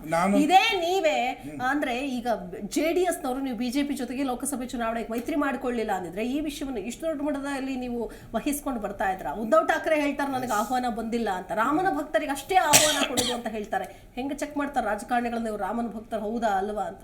ನಾನು ಒಂದು ಮಾತನ್ನ ಸ್ಪಷ್ಟವಾಗಿ ಹೇಳ್ತಾ ಇದ್ದೀನಿ, ನಮ್ಮ ನಿಲುವಲ್ಲಿ ಎರಡನೇ ಮಾತೇ ಇಲ್ಲ. ನೋಡಿ, ನಾನು ವಾಸ್ತವಾಂಶ, ಇವತ್ತಿನ ವಾಸ್ತವಾಂಶ ಹೇಳಿದ್ದೀನಿ. ಆವತ್ತು ಯಾವ ಕಾಲಘಟ್ಟದಲ್ಲಿ 32 ವರ್ಷಗಳ ಹಿಂದೆ ಏನು ಇನ್ಸಿಡೆಂಟ್ ನಡೆದಿತ್ತು, ರಾಮ ಜನ್ಮಭೂಮಿ ಇವತ್ತೇನೋ ದೇವಸ್ಥಾನ ಓಪನ್ ಆಗ್ತಾ ಇದೆ, ಇಂಥ ಒಂದು ಕಾಲಘಟ್ಟದಲ್ಲೇನೆ ಅರೆಸ್ಟ್ ಮಾಡಬೇಕಿತ್ತ? ಇಷ್ಟು ವರ್ಷ ಇವ್ರಿಗೆ ಹಾಗಾದ್ರೆ ಸಿಕ್ಕೇ ಇರಲಿಲ್ವಾ? ಇಷ್ಟು ವರ್ಷ ಸಿಕ್ಕೇ ಇರಲಿಲ್ವಾ? 55 ವರ್ಷ 60 ವರ್ಷ ಆಗಿದೆ ಅವ್ರಿಗೀಗ. 25, 20, 30 ವರ್ಷದ ಅವ್ರ ಏಜ್ ಇರೋವಂಥ ಸಂದರ್ಭದಲ್ಲಿ ಮಾಡಿರೋ ಕೇಸ್ ಇದು. ಇವತ್ತು 50-60 ವರ್ಷ ಆಗಿದೆ. ಇವತ್ತೇ ಈ ಕಾಲಘಟ್ಟದಲ್ಲೇ ಸಿಗಬೇಕಿತ್ತ? ಇದರಲ್ಲಿ ರಾಜಕೀಯದ ಷಡ್ಯಂತ್ರ ಅಡಗಿದೆ ಅಂತಕ್ಕಂಥದ್ದು ಸ್ಪಷ್ಟ. ಆಮೇಲೆ ಕಾಂಗ್ರೆಸ್ ಅವರು ಯಾರನ್ನ ಓಲೈಸ್ತಾ ಇದ್ದಾರೆ ಅಂತ ಹೇಳ್ಬಿಟ್ಟು ಪ್ರಪಂಚಕ್ಕೆ ಗೊತ್ತಿದೆ. ಯಾರನ್ನ ಓಲೈಸ್ತಾ ಇದ್ದಾರೆ ಅಂತ ಪ್ರಪಂಚಕ್ಕೆ ಗೊತ್ತಿದೆ. ಅವ್ರಿಗೆ ಎಲ್ಲ ಜಾತಿ ಧರ್ಮಗಳ ಬಗ್ಗೆ ಅವ್ರಿಗೆ ಯಾವುದೇ ಕಾರಣಕ್ಕೂ ವಿಶ್ವಾಸ ಇಲ್ಲ. ಅವರು ಎಲ್ಲಿ ನಮ್ಗೆ ಇವಾಗ ಅಸ್ತಿತ್ವ ಕಳ್ಕೊತೀವಿ ಅಂತಕ್ಕಂಥದಕ್ಕೆ ಒಂದು ಕೋಮಿನವ್ರನ್ನ ಅವರು ಇವತ್ತು ಬಲಪಡಿಸಕ್ಕೆ ಹೋಗ್ತಾ ಇದ್ದಾರೆ ಕಣ್ಣು ಮುಂದೆನೇನೆ. ಅವ್ರಿಗೆ ಹಿಂದೂಗಳ ಬಗ್ಗೆ ಯಾವುದೇ ರೀತಿ ಇದೆ ಕಾಳಜಿನೇ ಇಲ್ಲ, ಅವ್ರ ಬಗ್ಗೆ ಕಾಳಜಿನೇ ಇಲ್ಲ. ಅವ್ರ ಹೆಸರಲ್ಲೇ ರಾಮ ಅಂತ ಹೇಳಿ ಯಾಕೆ ಬಂದಿರ್ತಿದ್ರೆ ನೀವಾಗಾದ್ರೆ ನೋಡಿ. ಒಂದು ನಿಮಿಷ ಸರ್, ಕುಮಾರಸ್ವಾಮಿ ಅವರು 2 ವರ್ಷದಿಂದ ಹೌದು ನನ್ನ ಹತ್ರನೇ ಇದೆ, ಬಿಡಿ, ನನ್ನ ಹತ್ರನೇ ಇದೆ ಅದು.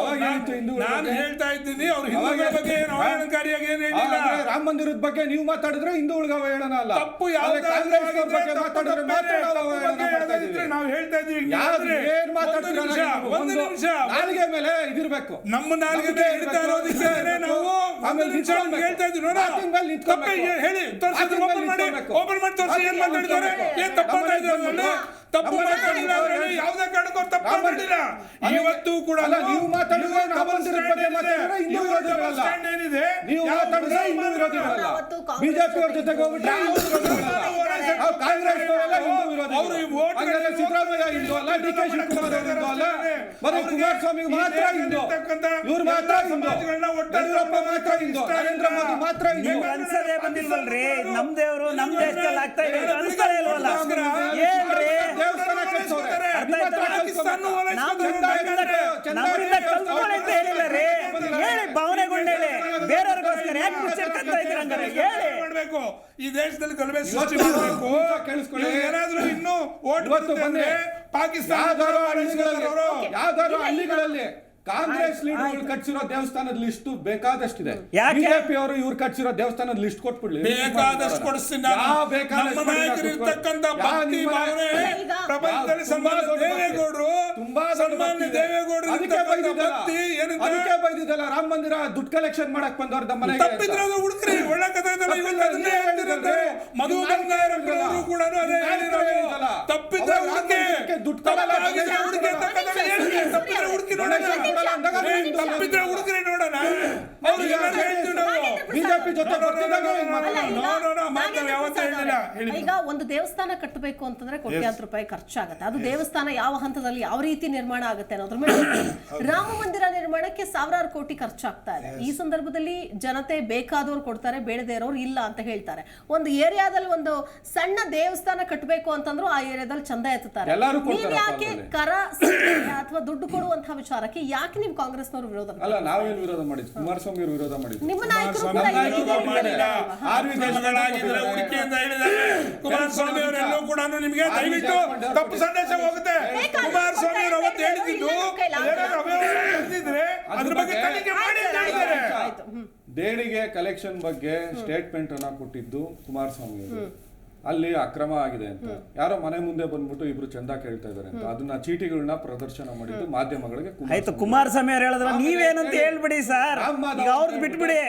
ನೀವ್ ಹೇಳಿ ನಿಮ್ದೇನು, ನಿಮ್ಮ ಭಾವನೆ ಏನಿದೆ, ನಿಮ್ಮ ಅಜೆಂಡಾ ಏನಿದೆ ಅದನ್ನ ಹೇಳಿ. ರಾಮ ಮಂದಿರದ ಬಗ್ಗೆ ವಿಶ್ವ ಹಿಂದೂ ಪರಿಷತ್ ನ ಟ್ರಸ್ಟಿ ಆಗಿದ್ರು, ರಾಮ ಮಂದಿರ ಟ್ರಸ್ಟಿ ಆಗಿದ್ರು. ಇದ್ರೊಳಗೆ ಅವ್ಯವಹಾರ, ರಾಮ ಮಂದಿರ ವಿರೋಧ ಮಾಡಿದ್ರೆ ಸಾಕಷ್ಟು ಇದಾರೆ ಈ ದೇಶದಲ್ಲಿ. ಒಂದು ವರ್ಗದ ಉಟ್ಕೊಂಡಿದ್ದ ರಾಮ ಮಂದಿರ ವಿಚಾರವಾಗಿ ನೀವೇನಾದ್ರು ಸರಿದ್ದೀರಾ? ಹೇಳಿ ನೇರವಾಗಿ ಹೇಳಿ.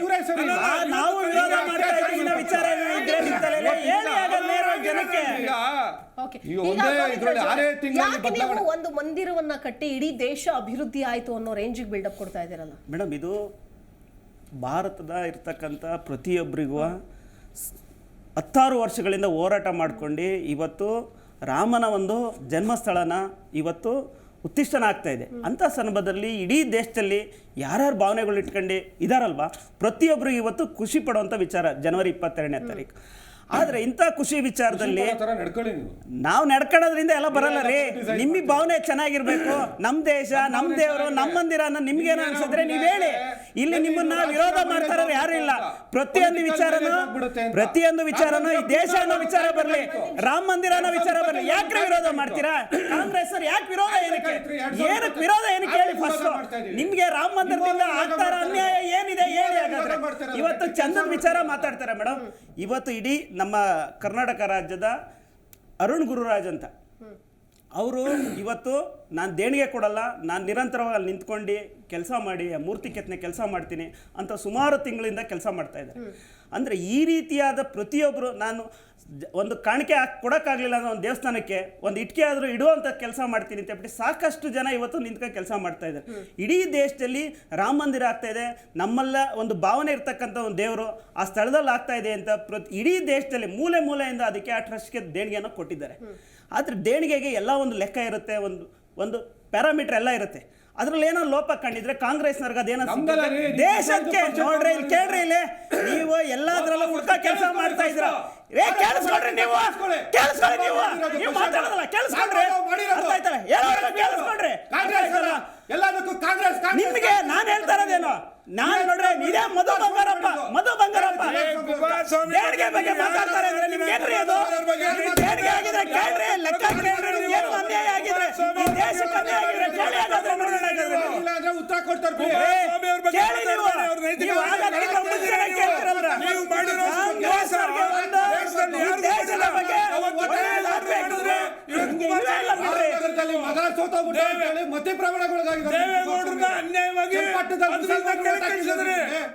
ಮುಸಲ್ಮಾನರು ಓಟ್ ಹಾಕಿಲ್ವಾ? ನಾಚಿಕೆ ಆಗಲ್ಲಪ್ಪ. ಒಂದು ರಾಷ್ಟ್ರೀಯ ಪಕ್ಷವಾಗಿ ಒಂದು ಕ್ಯಾಂಡಿಡೇಟ್ ಹಾಕೋಕೆ ಯೋಗ್ಯತೆ ಇಲ್ಲ ನಿಮಗೆ. ಒಂದು ಕ್ಯಾಂಡಿಡೇಟ್ ಹಾಕೋಕೆ ಯೋಗ್ಯತೆ ಇಲ್ಲ ನಿಮಗೆ. ನಿಮ್ಗೆ ಯೋಗ್ಯತೆ ಇರಲಿಲ್ವಾ? ಮಂಡ್ಯದಲ್ಲಿ ಕ್ಯಾಂಡಿಡೇಟ್ ಹಾಕೋದಕ್ಕೆ ಯೋಗ್ಯತೆ ಇರಲಿಲ್ವಾ? ಮಂಡ್ಯದಲ್ಲಿ ಯೋಗ್ಯತೆ ಇರಲಿಲ್ವಾ ನಿಮಗೆ? ಮಂಡ್ಯದಲ್ಲಿ ನಿಮ್ಗೆ ಯೋಗ್ಯತೆ ಇದ್ದಾವ ಅಲ್ಲಿ ಕ್ಯಾಂಡಿಡೇಟ್ ಹಾಕಕ್ಕೆ? ನಿಮ್ಗೆ ಯೋಗ್ಯತೆ ಕಳ್ಕೊಂಡಿರ್ಲಿ ಹಾಕಿ ಇವತ್ತು ಕ್ಯಾಂಡಿಡೇಟ್ ನೋಡೋಣ. ಮಂಡ್ಯದಲ್ಲಿ ಒಂದು ಕ್ಯಾಂಡಿಡೇಟ್ ಹಾಕ್ರಿ, ಮಂಡ್ಯದಲ್ಲಿ ಕ್ಯಾಂಡಿಡೇಟ್ ಹಾಕ್ರಿ, ನೀವು ನೋಡೋಣ. ಅಲ್ಲ, ನೀವು ಮಂಡ್ಯದಲ್ಲಿ ಒಂದು ಕ್ಯಾಂಡಿಡೇಟ್ ಹಾಕಕ್ಕೆ ಹೇಳಿ ನೋಡೋಣ. ತಾಕತ್ತಿದ್ರೆ ಅಧ್ಯಕ್ಷ ಆಗ್ಬಿಟ್ರಿ, ಒಳೊಳಗೆ ಹೋಗಿ ಹೋಗಿ ಅಧ್ಯಕ್ಷ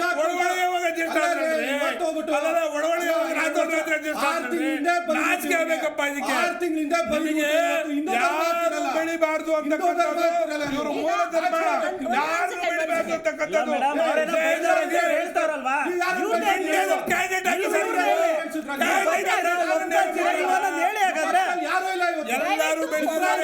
ಎಲ್ಲರೂ ಬೆಳೆದಿದ್ದಾರೆ.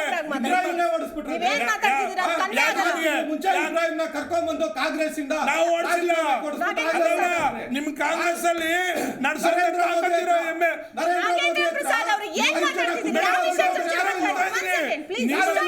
ಅಲ್ಲ, ನಿಮಗಾರು ಸಿಎಂ ಇಲ್ವಾ? ನಿಮ್ಮಲ್ಲಿ ಸಿಎಂ ಯಾರಿಲ್ವಾ? ನಿಮ್ಮಲ್ಲಿ ಸಿಎಂ ಯಾರಿಲ್ವಾ? ತಾಕತ್ತಿರೋದು ಕಾಂಗ್ರೆಸ್ ಅಲ್ಲಿ ತಾಕತ್ತಿರೋ ಸಿಎಂ ಇಲ್ವಾ? ನಮ್ಮವರೇ ಬೇಕಿತ್ತ ನಿಮ್ಗೆ? ಮೂಲಕ ದುಡ್ಡವ್ರು ಯಾರಿರ್ಲಿಲ್ವಾ?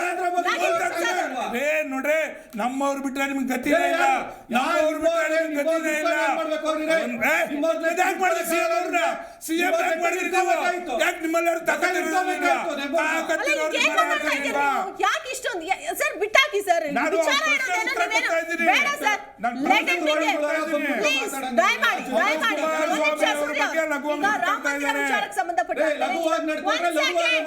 ಯಾರು ನೀವು ತರ ನಡ್ಕೊಂಡಿದ್ದು ಸರ್ಕಾರ ಬಿಡಿಸ್ತೀವಿ ಅಂತ ಹೇಳಿದ್ರೆ ಏನಾದ್ರೂ ಒಂದು ಮಾತಾಡಿ. ನಮ್ಗೆ ಈಗ ರಾಮ ಮಂದಿರ ವಿಷಯ ಅಂತ ಬಂದಿದೆ, ದೊಡ್ಡ ಮಟ್ಟದಲ್ಲಿ ಚರ್ಚೆ ಆಗ್ತಾ ಇದೆ. ರಾಜ್ಯದಲ್ಲಿ ನಿಮ್ಮ ನಾಯಕರು ಏನ್ ಹೇಳಿಕೆ ಕೊಡ್ತಾ ಇದ್ದಾರೆ, ಅವ್ರಿಗೆ ಯಾರು ಏನ್ ಕಡಿಮೆ ಇಲ್ಲ. ರಾಮ ಮಂದಿರ ವಿಷಯಕ್ಕೆ ಅವತ್ತಿಂದಲೂ ಕೂಡ ಕೊಡ್ತಾ ಇದ್ದಾರೆ. ಬಹುಶಃ ನೀವು ಅದನ್ನ ಪುಷ್ಟಿ ಕೊಟ್ಟು ಹೆಚ್ಚು ಮಾಡ್ತಾ ಇದ್ದೀರೇನೋ ಗೊತ್ತಿಲ್ಲ. ಈಗ ಉದ್ಘಾಟನೆ ಆಗ್ತಾ ಇದೆ. ಉದ್ಘಾಟನೆಗೆ ನಿಮ್ಮ ಒಂದು ಪ್ರತಿಕ್ರಿಯೆ ಏನು? ನಿಮ್ಮ ನಾಯಕರು ಆಹ್ವಾನ ಬಂದ್ರೆ ಹೋಗುವಂತ ಡಿಸಿಷನ್ ತಗೊಳ್ತಾರಾ ಹೇಗೆ ಅಂತ ಅದ್ರ ಬಗ್ಗೆ ಹೇಳಿ. ಅಲ್ಲ, ಇವ್ರು ಆಹ್ವಾನ ಕೊಡ್ಲಿ ಮೊದಲು ಅವ್ರವ್ರಿಗೆ ಆಮೇಲೆ ಫಸ್ಟ್ ಆಹ್ವಾನ ಕೊಟ್ಟಾಗ ಒಂದು ಸಂಭ್ರಮ ಅಂದ್ರೆ ಸಂಭ್ರಮದ ರೀತಿ ಮಾಡಿ, ಅದ್ರಲ್ಲಿ ಏನೋ ಒಂದ್ ರೀತಿ ಕೊಂಕ್ ಕುಡ್ಕೋದು, ಇವ್ರು ಬರ್ತಾರೆ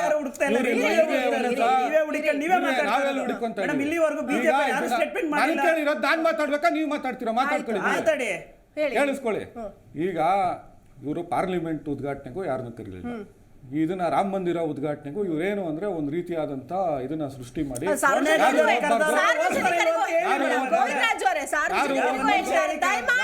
ಬರಬೇಡಿ, ಕರೆದವ್ರು ಮಾತ್ರ ಬನ್ನಿ ಅಂತ ಹೇಳ್ಬಿಟ್ಟಿದ್ದಾರೆ.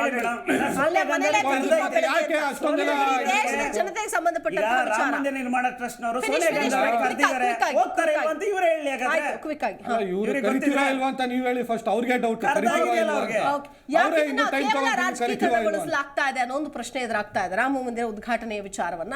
ಈಗ ರಾಜ್ಯದಲ್ಲೂ ಕೂಡ ರಾಜಕೀಕರಣಗೊಳ್ತಾ ಇದೆ ಆಲ್ರೆಡಿ. ಸಿದ್ದರಾಮಯ್ಯನವ್ರನ್ನ ನೇರವಾಗಿ ಟಾರ್ಗೆಟ್ ಮಾಡಿ ನೀವು ಬಿಜೆಪಿ ಅವರು ಕೂಡ ಮಾತಾಡ್ತಾ ಇದ್ದೀರಿ, ಏನ್ ಹೇಳ್ತೀರಿ ಮೇಡಮ್? ಈಗ ಕರ್ನಾಟಕದಲ್ಲಿ ಕಾಂಗ್ರೆಸ್ನವ್ರಿಗೆ ಯಾವ ಥರ ಆಗ್ಬಿಟ್ಟವ್ರೆ ಅಂದರೆ, ಅವ್ರಿಗೆ ಬೇಕಾದಾಗ ಧರ್ಮನೂ ಮಾತಾಡ್ತಾರೆ, ರಾಜಕೀಯನೂ ಮಾತಾಡೋಕೆ ಅವರೇ ಸ್ಟಾರ್ಟ್ ಮಾಡಿರೋದು.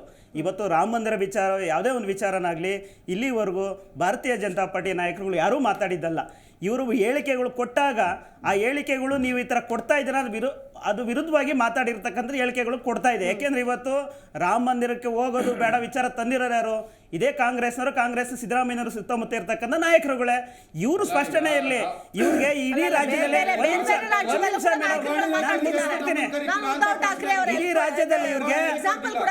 ಇಡೀ ರಾಜ್ಯದಲ್ಲಿ ಸಮಸ್ಯೆಗಳ ಬಗ್ಗೆ ಇವ್ರು ಯಾರು ಮುಂದ್ಗಡೆ ಮಾತಾಡ್ತಾ ಇಲ್ಲ. ಇಡೀ ನಾಯಕರುಗಳು, ಕ್ಯಾಬಿನೆಟ್ ಅಲ್ಲಿ ಇರ್ತಕ್ಕಂಥ ಸಚಿವರಾಗ್ಲಿ, MLA-ಗಳಾಗ್ಲಿ, ಇವತ್ತು ರಾಜ್ಯದ ರೈತರಿಗೆ ಏನ್ ಸಮಸ್ಯೆ ಆಗಿದೆ ಅನ್ನೋ ವಿಚಾರ ಯಾರು ಚರ್ಚೆ ಮಾಡ್ತಾ ಇಲ್ಲ.